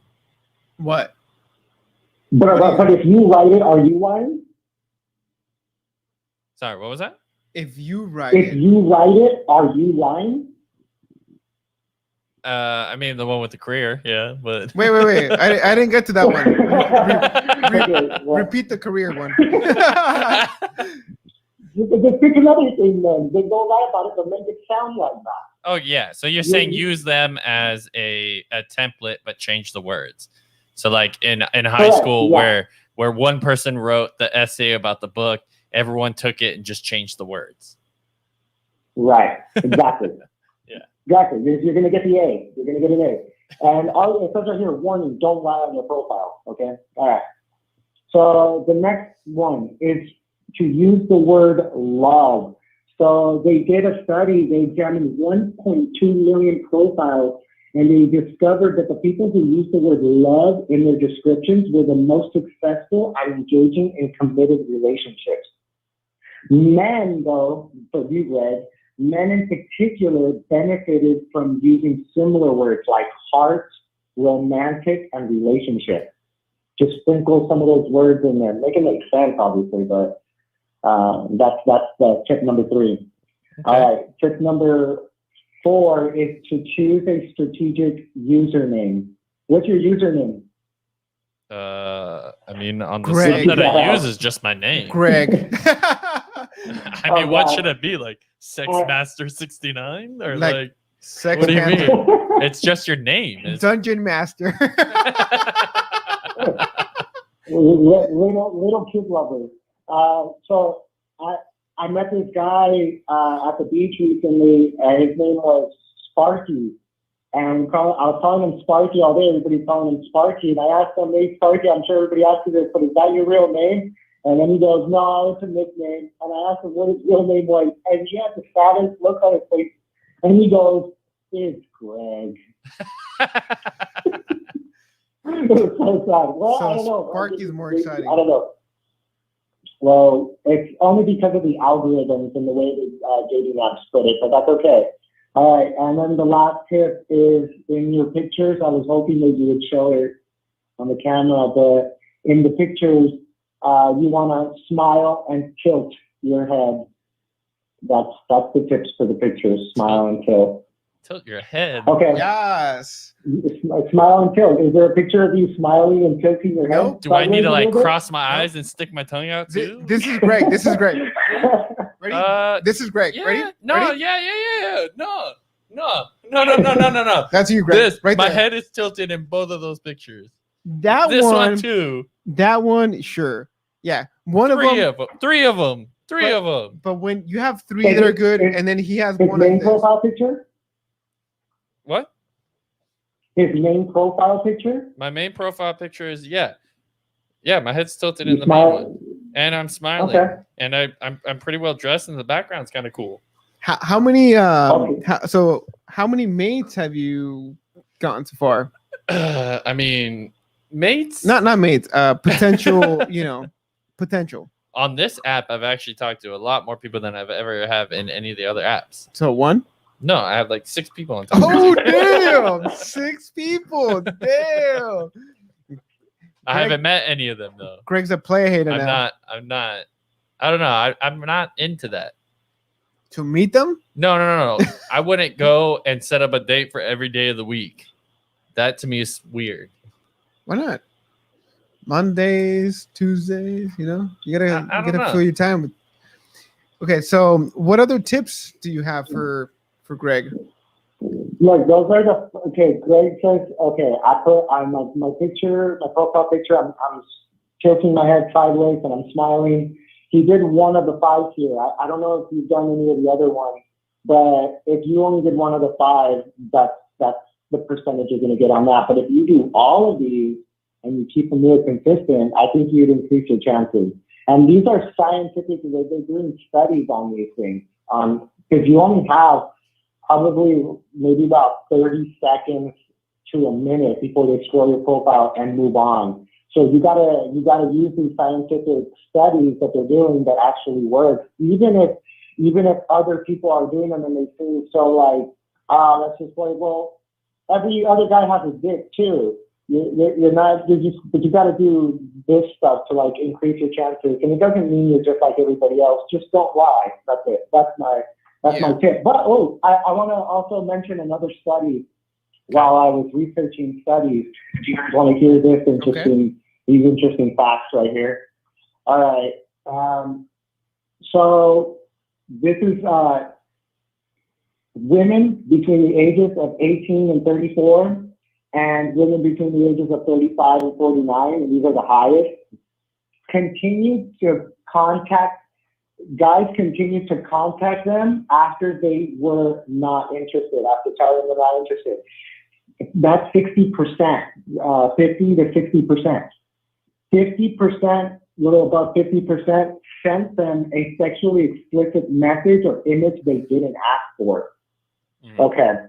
Another 40%, 30% called them an offensive name. Yeah. Women calling it. And then 19%, really crazy, 19% of women between the ages of 18 and 34 and women between the ages of 35 and 49, like 10 to 20%, threatened to physically harm them. So my tip to you, Greg, is don't do any of these things. Hell to the no. Good. Okay, I want to ask you one other thing. In your in your studies of studies, have you found the better way of either asking to actually meet them, taking them out on a date? What type is more receptive? Like, let's go walk down on the beach. You gotta give it some time though. Or let's go have some coffee, or let's go have some dinner. How soon are you trying to meet them? Well, I mean, that too. How soon do you actually, like, is it like 2 days of talking for a few hours on those 2 days? I think you got to feel it out. You know, sometimes. Okay, let me give something real quick. And I'm going to answer your question, Greg. Let's first distinguish between the biologicalness of two different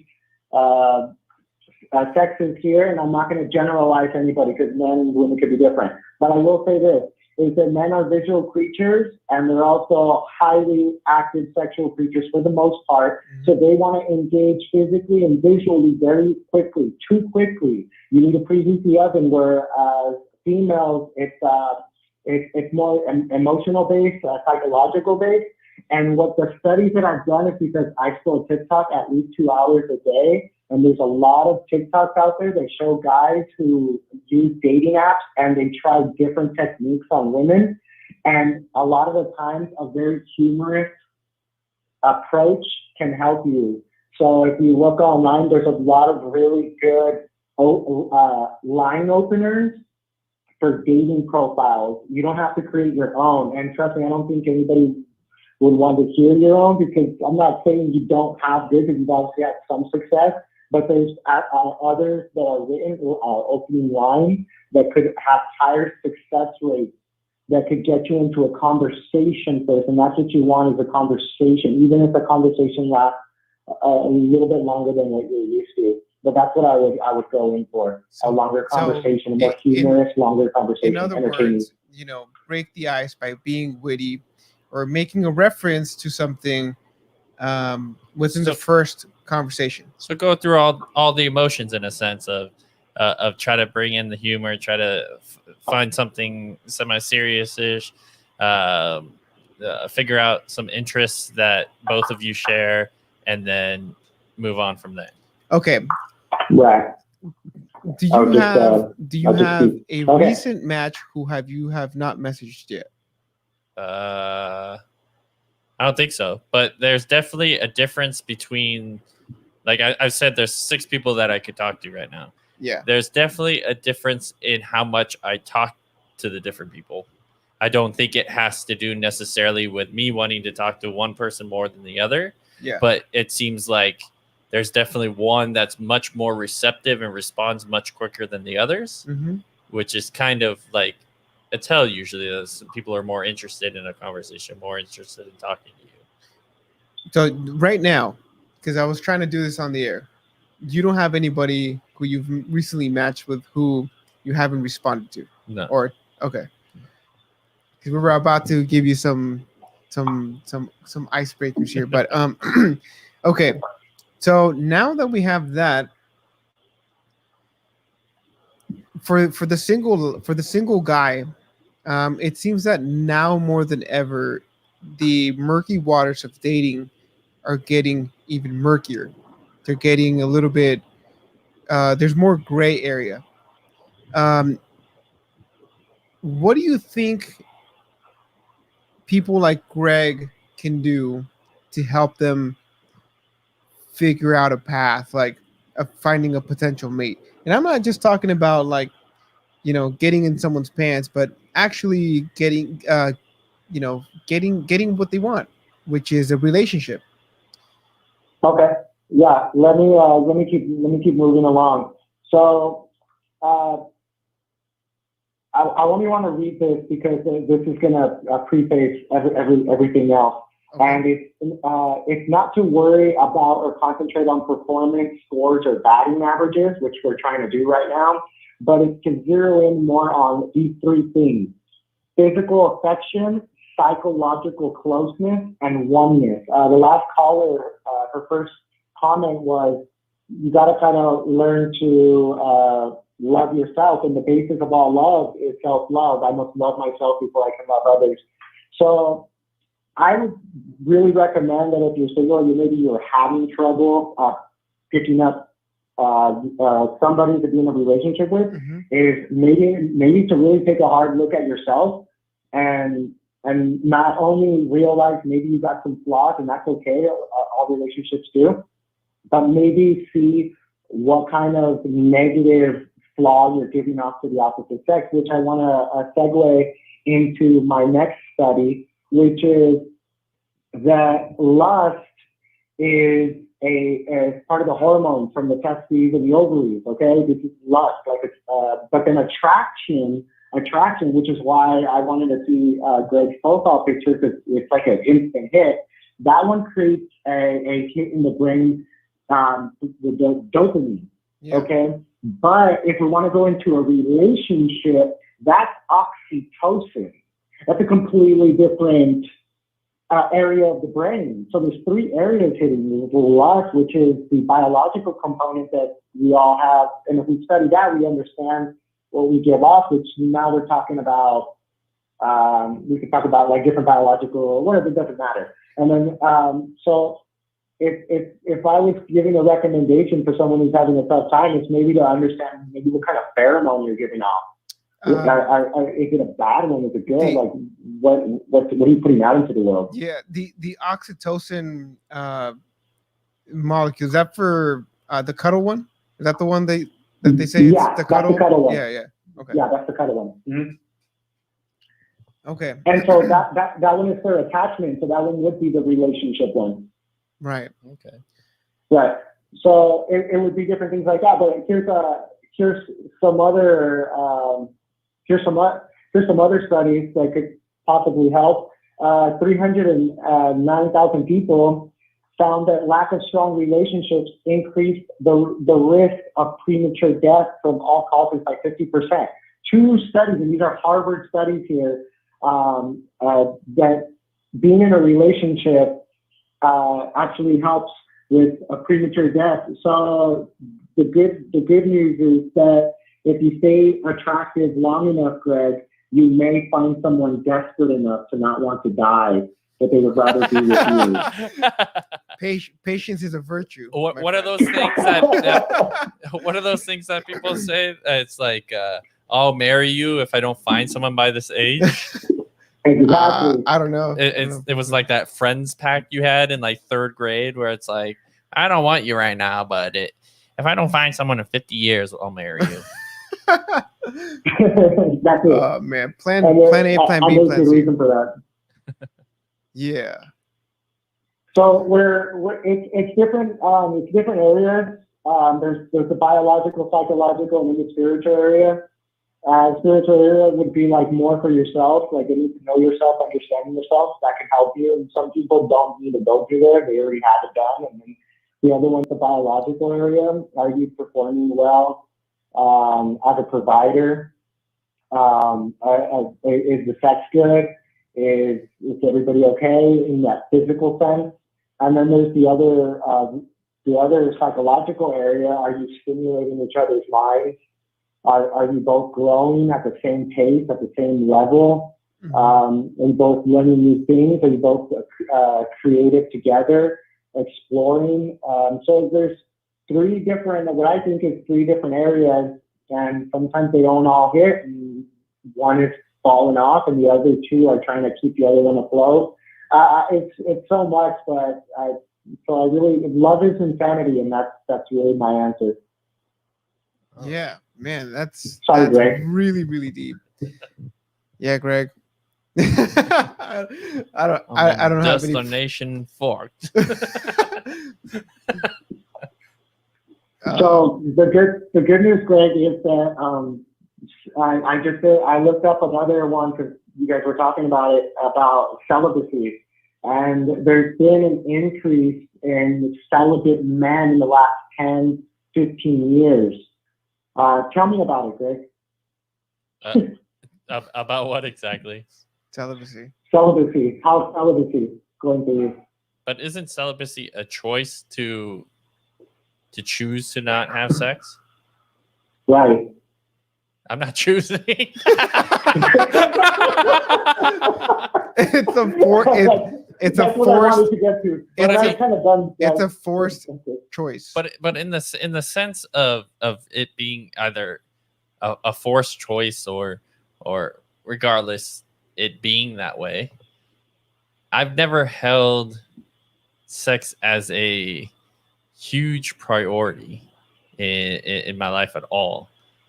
It's something, sure, that I enjoy, but it doesn't hold value as high as other things I feel like in my life. It's like it's like I don't value eating. I like eating, and there's food that are better than others, but I don't constantly think about it. And that's how I kind of see. So, would you be comfortable going into a relationship where they wouldn't put out? Let's say that they're You the mean girl. like they're- how earlier the person was saying that someone was waiting for marriage. Maybe, but maybe not that way. More like, they just have a very low sex drive, and they check out everything else on your list except a high libido. And do you think that would affect the relationship down the line? Yes, because it's not that I wouldn't want to. Like when I was with someone, it was pretty consistent that it would happen.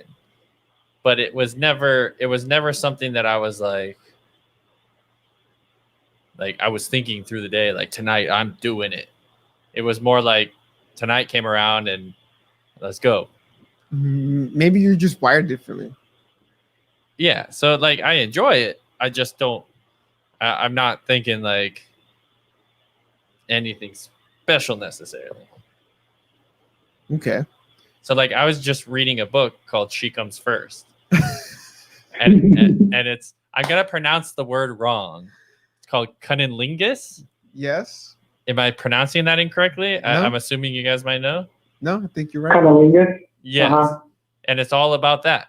It's all about the different ways of doing it, about the woman's body, and about how you can be comfortable, they can be comfortable, and different ways of enjoying it, or even doing it in a safe manner if you're doing it with multiple people. And Wow. Okay, cunnilingus. Cunnilingus is oral stimulation of the clitoris or vulva. yes. Okay. Thanks for clearing that up. But Yeah. but yeah, and it's not that I don't think about it or I wouldn't want it, but I like, there's times where I'm like, okay, it would be nice to have sex today, but I'm not like, okay, I need to just go out and find someone so I can have sex. That doesn't hold any value to me. sex is more valuable when there's something.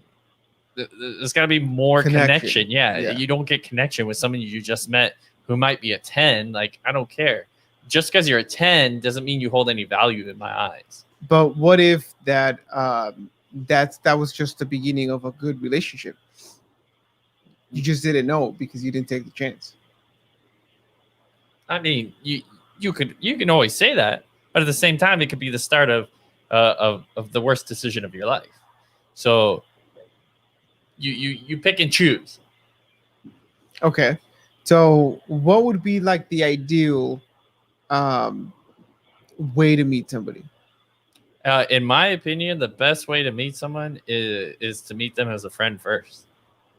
Really, Yeah. like get to know the person, have some type of relationship in the sense of being the friend. If you can't even start off by being someone's friend, how are you gonna be able to be around them for so long? How are you gonna be able to live with them at some point? How Yeah. are you gonna be able to share your things at some point? It just, I don't know. It doesn't make sense just to, I'm gonna jump into this. Like, sure, you could do that, but then the relationship understanding has to come in. Mm-hmm. So Yeah. I mean, yeah, those are all good points. it's the educated guess off of where better decisions will come down the line. If you make a bad decision at the start, sure, a bad decision could lead to a better thing, but there's a higher chance that it's not going to lead to a better thing. Bad decisions usually don't go good ways. So, Greg, you're hoping that someone falls in love with you with your personality? Sorry, what was that? Are you hoping that someone falls in love with you with your personality? Like that's what you are offering to another human being as your character, your personality, your sense of humor, your intelligence. Yeah, because I don't know. There's a huge difference when you can sit down and talk to people that you know and you feel comfortable talking about certain things or even talking in certain ways. And that's why I say making a friend before anything, because you're not really going to be yourself until you feel like they're okay with the way you are. So like all these profiles, like I said, if you put these things over and over, everyone sees and everyone's saying the same thing, that everyone just seems to be fake. So yeah, I think I'm different when it comes down to a relationship than when it comes down to just going out with friends or people.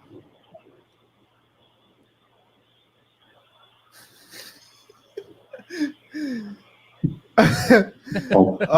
Good luck. Good luck. Greg, I think that that comes later, man. Like you need to be able to feel. I mean, to be honest, dude, would you rather meet somebody who you're not really attracted to, but they check all the lists and you feel comfortable around them, and you're like, yeah, I mean, they're cool. They're not really what I want, but they're cool. They don't check all of the boxes. They check 9 out of 10. Or would you rather take a chance with somebody who you're like, well, if it works out, great. If it doesn't work out, oh, I'll learn from this. But if it works out, you can have a 10.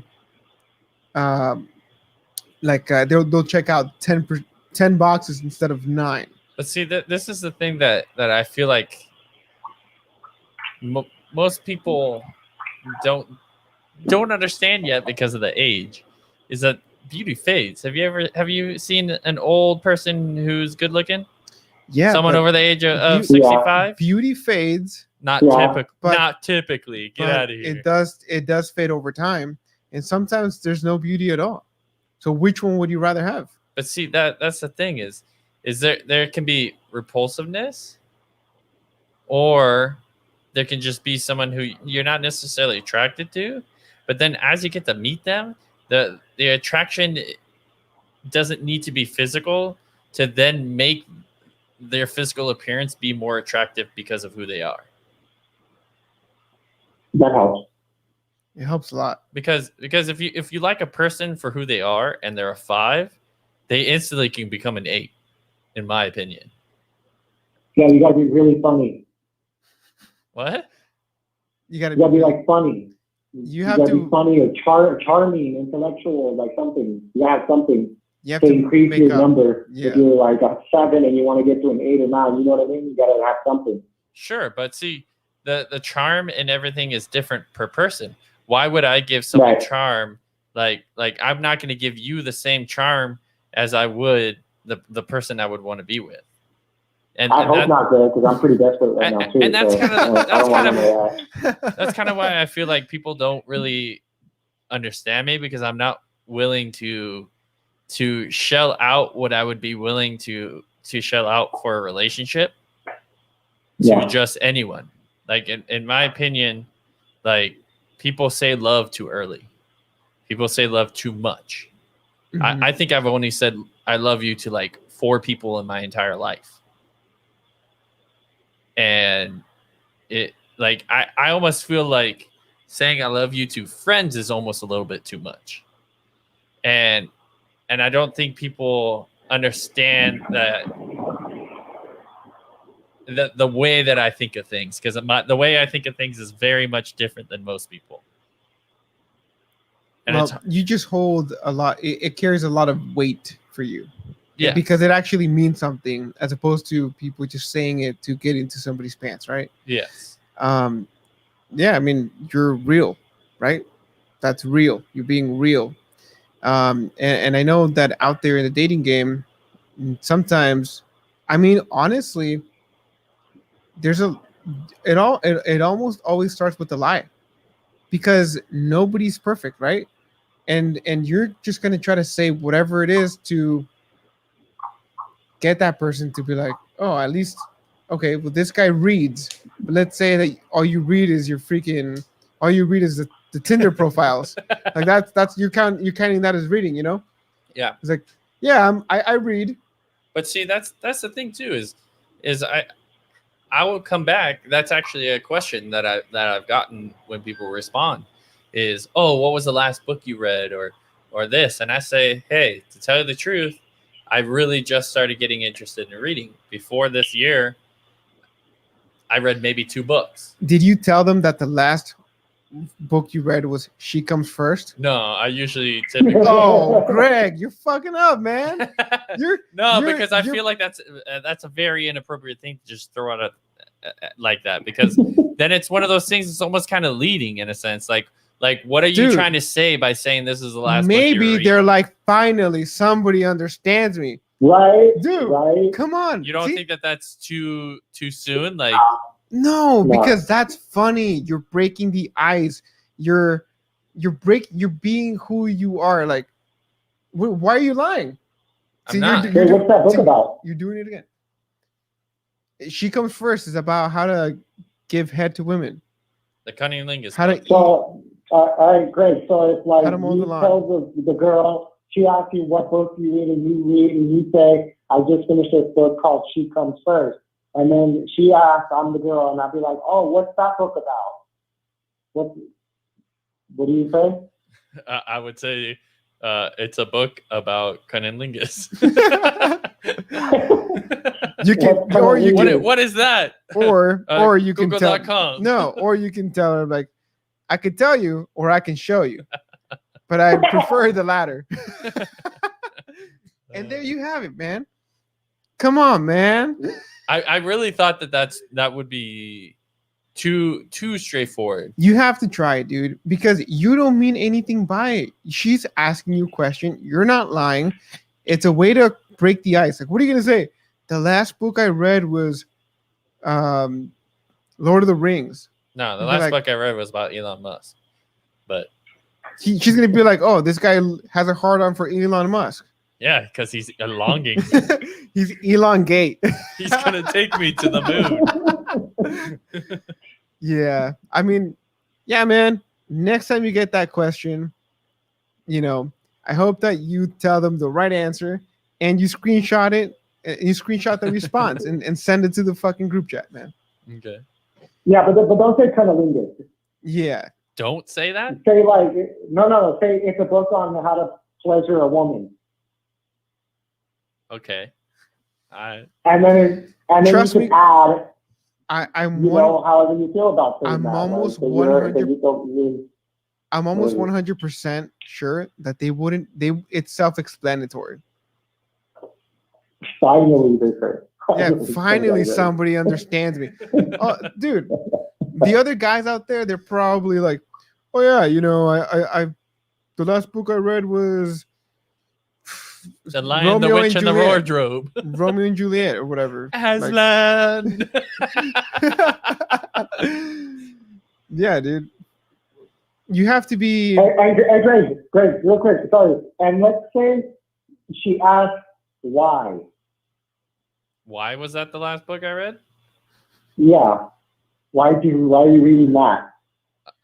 I mean, do you want the real answer? Yeah, answer. We want to know. All right. So no, I asked my roommate. I said, "Hey, do you have this book about Elon Musk? I want to read it, and I'm gonna get it on. I'm gonna buy." Not that book. No, I know. No. This is part of the story. I asked him. I was like, "Hey, do you have this book? I figure you might, because he's very into Elon Musk." And he ended up having it, and he had a stack of books, and he goes, "Huh, you should probably also read this one." And I looked at it, and I laughed, and then I was like, "You know what? I'm gonna read it." And it was She Comes First. And I sat down, I read the Elon Musk book, and then I started reading that book. And it was funny because I was reading it on the couch while his son was doing his virtual classroom. So I would fold it over so the teacher couldn't see what I was reading. Okay, leave that part out. The rest of the story is good. The rest of the story is great. Leave that little part, that little last sentence. Just leave that one out. You're good. I think you're good. Greg, you're up here. You got to bring it down here. Okay? Yeah, I think. Well, thanks, guys. Yeah, thank you so much for the input. I think we learned a lot, and I hope that all of our listeners who are single have learned a lot. Yeah, a lot of good info. Thanks for all the input.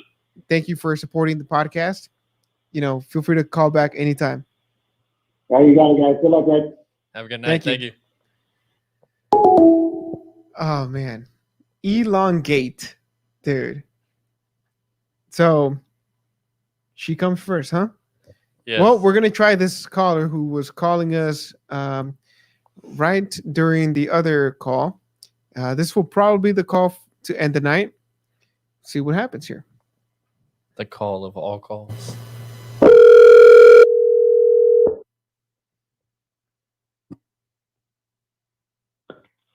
Hello. Welcome. You're live on the Ether podcast. Today we are talking about the crazy, stupid love, relationships, good, bad, divorces, new relationships, Tinder profiles, getting Greg late. Hitched, and many other things. We've had married couples. We've had single ladies. We've had very insightful research and studies. And what's going on with you? What's your story? What's your story like? My story. Well, I've been married, now divorced, and been single for I want to say 8 years. So yeah, that's pretty much how my dating life is going now. But single by I've choice or single because you're not ready to mingle or what? No. I've talked to girls. I've hung out with, gone on dates and stuff like that. But I just haven't found that girl that I would want to pursue a relationship. So it's I'm just enjoying life right now. Just hanging out, working on my business. But if life is crazy. So any day I could meet that person and everything changes. So it's just a matter of just time living, being confident and just going out there and, you might meet somebody. You never know. Or you can go, like you guys said, online dating. I haven't tried that. You haven't I tried don't any know. of the dating apps? No, I haven't. I've downloaded some of them, but I really haven't really tried, how these So what's the since you're not on the dating apps, what's the environment out there in real life? How is right the now? dating out there? Yeah, like what have you faced? Like, are there any obstacles? Are women's expectations too high, too low?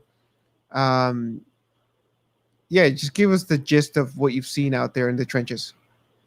Well, the thing is that I haven't really been out there, exploring that. I mean, like I said, I've been a bit busy with the business, but I mean, with the pandemic, it's kind of hard, because everywhere you go, everybody's wearing a mask, Yeah. and then, they some of them have very pretty eyes, but it's kind of weird.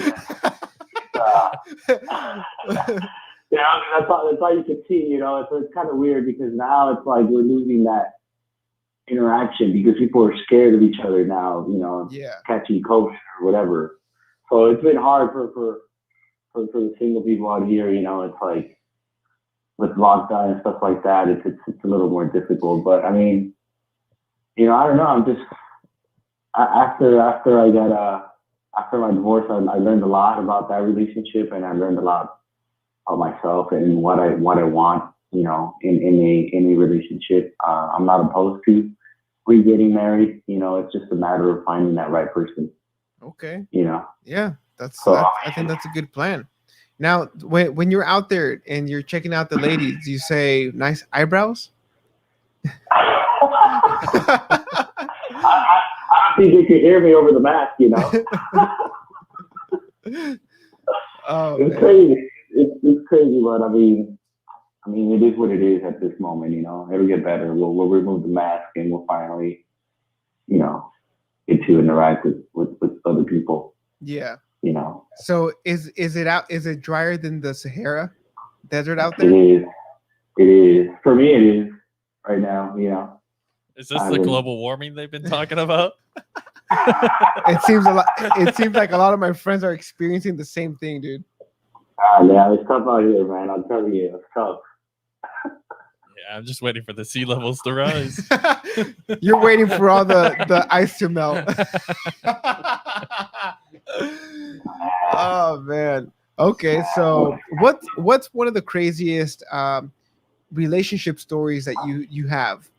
Either like just a crazy girl, or yeah, any crazy stories you can share with us? Any crazy stories? Let me see. Any crazy stories? Man, damn. Let me see. Come on, I'm sure you've had some miles. You must have something. Crazy Dig- stories. Dig deep. Oh man, let me see. Let me think of. It could be, Oh man. it could be anything. It could be a fling. It could be a relationship. It could have been a fight. Maybe something that you started but didn't end, or vice versa. Oh man. You know what, man? Nothing that I can think of right now. It's crazy. Lies. I mean, it's pretty like, you start talking to this girl, things don't, there's no spark in the city, But I mean, I dated a teacher. I dated a teacher. Oh, They're crazy. They're wild, What type of teacher? She was an elementary teacher, but she was older than me. She was actually older than me. So you mean you Okay. dated your elementary teacher? Uh-oh. I don't think that's allowed here in the U.S. oh man, yeah. See, that was a little crazy. I had to kind of like stop talking. She got a little too overprotective, man. It was crazy. It was just not. It was a weird one. It was Okay, a weird well, one. well, But well, elaborate. So, how'd you meet this? How'd you meet this teacher? well, we were. I was out with some friends, and she happened to be with.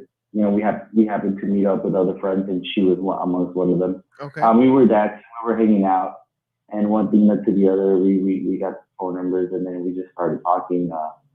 And then we went on a few dates. Let me see, and then one of those dates we went on. She was just showing me pictures of her daughter, and her daughter's like 18 years old. And keep in mind, I've only talked to this girl. It was like 2-3 weeks. Yeah. And she was already introducing me to her family, and she was saying that we were going out and stuff. And I'm over here like looking at her while she's telling all this to her daughter. And they're like FaceTiming, so she points the camera at me and she tells her daughter what she thought about me. And even the daughter was like, "What? Like, yeah, that's cool. You're on a date." And she's like, "Isn't it cute?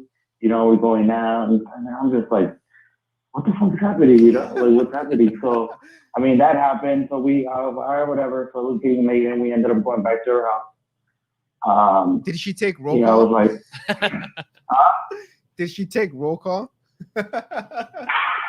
no. And so we get to the house, and it's already like 1 a.m., right? I mean, with 2 adults, she invites me over, so I know, I'm ready. I'm like, all right, this is gonna happen. We're gonna go. And she, takes out, she gets a bottle of wine and she takes me upstairs. And then she tells me to lay on the bed. And then she gives me a glass of wine. And she says, "Just don't spill it." And she's like, "I'm gonna go to the restroom." I was like, cool, okay. So I'm like sitting there and I'm like laying in bed, man. I'm naked. I'm waiting, And she's there. It's like, damn, like 20 minutes go by, and I'm just like, fuck, man. I was like, I'm getting sleepy. And I was like, what the fuck? She's not there. And finally, she comes out, man. But she comes out in this like a robe. Okay. Or like an old school, kind of like a granny robe kind of thing. I don't know, like with like flowers and shit. It was weird. I'm like, what the fuck? And so she lays in bed, and and I started like, finally I started hugging her, started kissing and whatever. And man, she just gave me fucking blue balls, and she didn't want to do anything. She's like, "No, we're not gonna have sex." And I'm like, "What?" I waited here for like 30 minutes. So naked. I'm naked in your bed. So somebody's. And you're over here fucking teasing me. So I'm like, all right, I guess I get. There's no point of being here. She's like, "Are you mad?" And I'm like, "Yeah." You just like me. You just tease me. You must have said your ABCs wrong. You must have left out the D. Maybe. I think that's what happened. But I mean.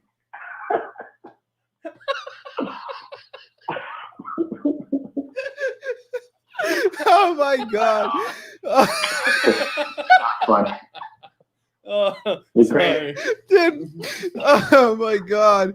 Somebody said the teacher gave you an F.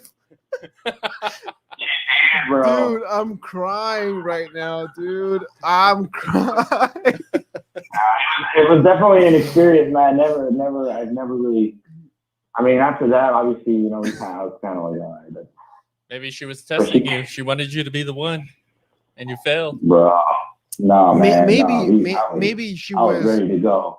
I was ready to go. Were you ready to go on that magic school bus? I was, man. I was ready. I was ready to learn. I was ready to learn. It was all right.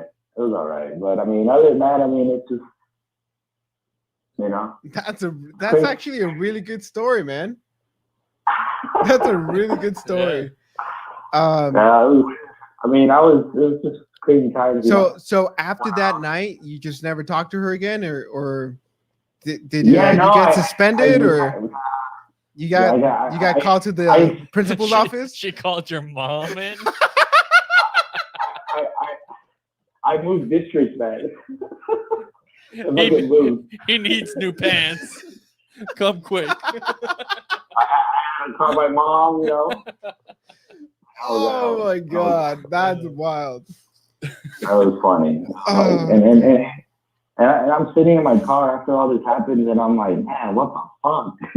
What was that? What Okay, happened? You know? so you said she was a little older. How old do you think she was? Or, I mean, you should know. She was like in like 40s, early 40s, Early 40s. early 40s, and I was 26. Whoa. Okay. I was thinking, man, I was like, So literally, she could if it was 18 years younger or 18 years ago, she literally could have been your elementary teacher. man, yeah. But I mean, I didn't. Sure, she could have been one of our teachers. I know. Yeah. I mean, and you know, but she like throughout our conversation, she was just like, yeah, like, you know, she seemed like she was wild, you know, in the whole section, and I'm like, that's cool, like it's gonna be a good time, you know, and that's why I was going on the date because I told her I'm like, I'm just having fun, and, you know, and I thought she was on the same page, Yeah. but when it came down to it, I'm like fucking laying there in the bed, and I'm just like, man, I'm like, all right, it's gonna happen. This is cool. I'm a teacher, you know, she's older, she's hot, but nah, it just didn't happen. I'm like, damn, okay, I guess. But then after that, she kept texting me because she wanted me to go to, it was around Christmas, so she wanted me to go to a Christmas party with her. And I was just like, what the hell? After all that, you still want me to go? Maybe it was bring your bring your students to lunch. No? I know. Maybe she was celibate by choice. Oh man, dude. Okay, so elementary teacher, older elementary teacher. What do you think about all the like teachers that have gotten in trouble for, you know, having sex with their students? That's pretty crazy. Yeah, but that's underage people. That's different. I know, but that's still, I mean, like, she could have been that type of person. Maybe she's like, when she came out She's in that too robe, old. yeah, she's like, you know what? You're 26. I usually go for like I don't younger, you know?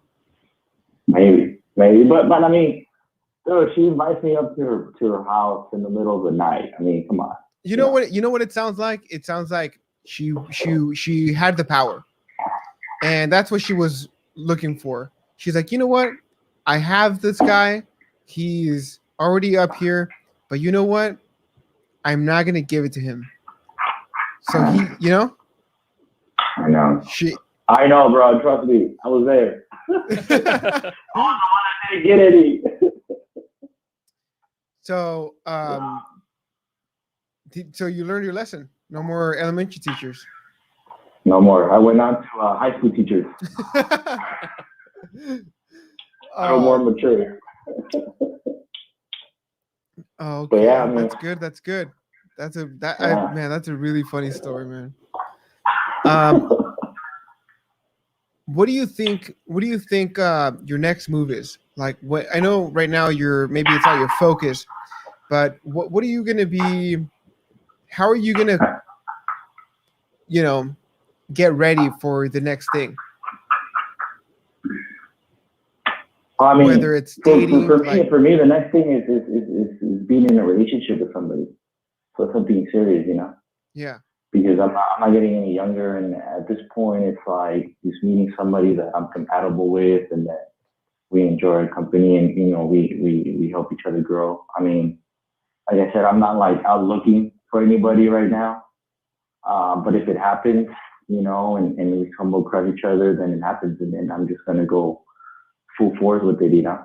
Yeah. And if I mean, I that's the way I would approach it is, you know, like, I mean, you know, judging from my past if my failed marriage and stuff like that doesn't define who I am anymore. So it's like now I'm excited to find somebody and you know, take it to the next step of having a serious relationship. Because I've been single for a while, you know, and I do miss that, you know, that partner. Yeah, you know, some would say a lot of my single friends would say that once you have been single for so long, it's really hard to get into a relationship because you're so used to being on your own time? Freedom, find that the to be freedom, true? you know. Or are you're willing to compromise on that, right? Definitely, definitely. I mean, if you meet that person that like you said, like that you get along with, I mean, I don't think, you know, there is much sacrifice, because I mean, I'm sure I'll enjoy, you know, spending more time with her. But I also, you know, it's just boundaries, communication. I believe is the key. Is understanding, like, look, I do have, like, I have a daughter. You know, I need to spend time with her. I need to spend time with, you know, my business. But when it's time to spend with her, I will dedicate it 100%, kind of like that. So You I know, mean, the time right now is more of, you know, making time for that person if you really like her and stuff like that. yeah. Now that So you know, now that you mentioned that, do you think that has having a daughter affected your dating life? And I don't mean no, I don't mean hmm like her getting in the way. I mean like when you tell somebody, by the way, I have a daughter. You know, what's the typical reaction you get? well, man, I mean, it's getting more popular there's more single moms out there, you know, where it's like now, like before it wasn't too popular, you know, the single moms, but now it's like a lot of people are single, so it's like, you know, at my age, you know, in the age group that I'm in, or that I would like to date, be like from, you know, 35 to maybe, you know, between 35 or 28 or something, and most of them already have kids. So I mean, that doesn't really, you It know, hasn't matter, affected because it. it's no, it doesn't, because it's different, you know, it's different, you know, um, and being able being able to separate all those things, I think, is important, you know, Yeah, for a successful relationship to have it. Because I mean, kids, you know, it's that's my daughter's my priority, obviously, you know, but that doesn't mean I can have somebody else in my life as well. of course. So I mean, now it hasn't, and I talked to, like I said, I talked to a lot of girls, and they already have kids. So I mean, and I don't want any more kids myself. So if they have kids, it's even better. That way they already have the experience, you know, of having kids. Yeah, Because I do want to, like, travel, you know, and stuff like that. And since I got married at a very young age, you know, I wasn't able to do that with my ex-wife, and I think that's one of the things that kind of hurt the relationship, was because I was always working. You know, we were just yeah, living paycheck to paycheck. yeah, It was just different, just different. But now I'm, you know, I have my business. You know, I'm more stable, and you know, if it happens, I welcome it. You know, yeah. Mhm. Man, that's but good. I mean, That's really good. So, to close the tonight's podcast, any nah, tips? Do you have any tips for younger men who are maybe 18 to 25, who are still single but looking for to get married? You know, since you've been down that road, what would be your, you know, maybe like an advice or tip for them well, I mean, I think from 18 to 25, I think it's still a young age to you know, to make? go into, like, to make that jump. But Uh-huh. a lot of 18, 19, 25 year olds are mature, and that's what they want. But in my experiences, you know, at that age, I mean, you're still young, man. We're still kids. You know, Yeah, we're still trying to figure it out. So it's like, you know, enjoy your life, and date, and hang out. And I mean, you know, we could say so many things, but at the end of the day, it's like when you're in that moment and you meet that person and you feel like you're in love, like nothing else matters, you know? Like yeah, nobody can, whatever everybody tells you doesn't matter, because you're in love with that person. So just, you know, think about it. Think about it. Think about it when, if you're thinking of, you know, getting into a serious relationship. But I think at 20, from 18 25, I was married, but at the same time, I was still trying to party. I was still trying to, you know, figure things out. So it was kind of hard. So I would say, you know, take your time take your and time. Take your time. Yes, take your time. Don't rush that. You don't need to rush that, man. yeah, That'll come, you know, and you're gonna enjoy it. later on in life when you're more stable, financially as well. Because I mean, that's a major thing is being financially stable, Right. in order to take care of a family. Yeah, I mean, yeah, I think that you brought up a lot of good points. We love the story you shared today. Thank you again for being on tonight's episode. Hope we hear from you down the Yeah, line. man. Yeah, you know what? When you told me earlier to call in, I fell asleep. I fell Well, asleep and I glad like you woke up. woke up right now and I'm like, oh shit, the podcast, and I saw you guys were still alive, so I'm like, I'll call in real quick. Hey, We well, Because I was already yeah, it was definitely a good conversation, man. So thank you for calling in. We will No, talk to thank you. you on the next one. Have a good night. Bro, definitely. Greg, Yes, sir. stay safe, my friend. We got this, bro. You're not alone. There you feel go, you, Greg. bro. Find your woman. You're gonna find your woman. One day. Soon, man. Soon. Just throw it out there in the universe and it'll happen, bro. All right. Well, If that's what you want. That's what you want. Just I'll work throw at it it. into the And ether. it'll happen. It'll happen for sure. Yeah, we'll see. All right, guys. All right, man. Good night. Thank you so much for calling. I'll see you later. Stay safe. All righty. Talk to you later. There you have it, folks. That's the Crazy Stupid Love Ether podcast. I want to thank everybody who called in today. A lot of good stories, a lot of good advice, a lot of good research. Today was really, really good podcast.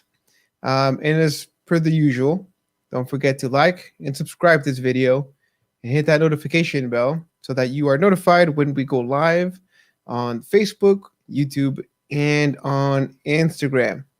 If you're not already following us, you can follow us on Twitter, Facebook, and Instagram at TPP is loading. That's at TPP is loading. And just for future reference, we go live every Wednesday on the Ether podcast, and you can call at 657-223-5323. The number is 657-223-5323. And we hope to hear more of those crazy stories. And thank you, everybody, for joining us here. And we will see you guys next week. Save your stories for next time. Have a good night.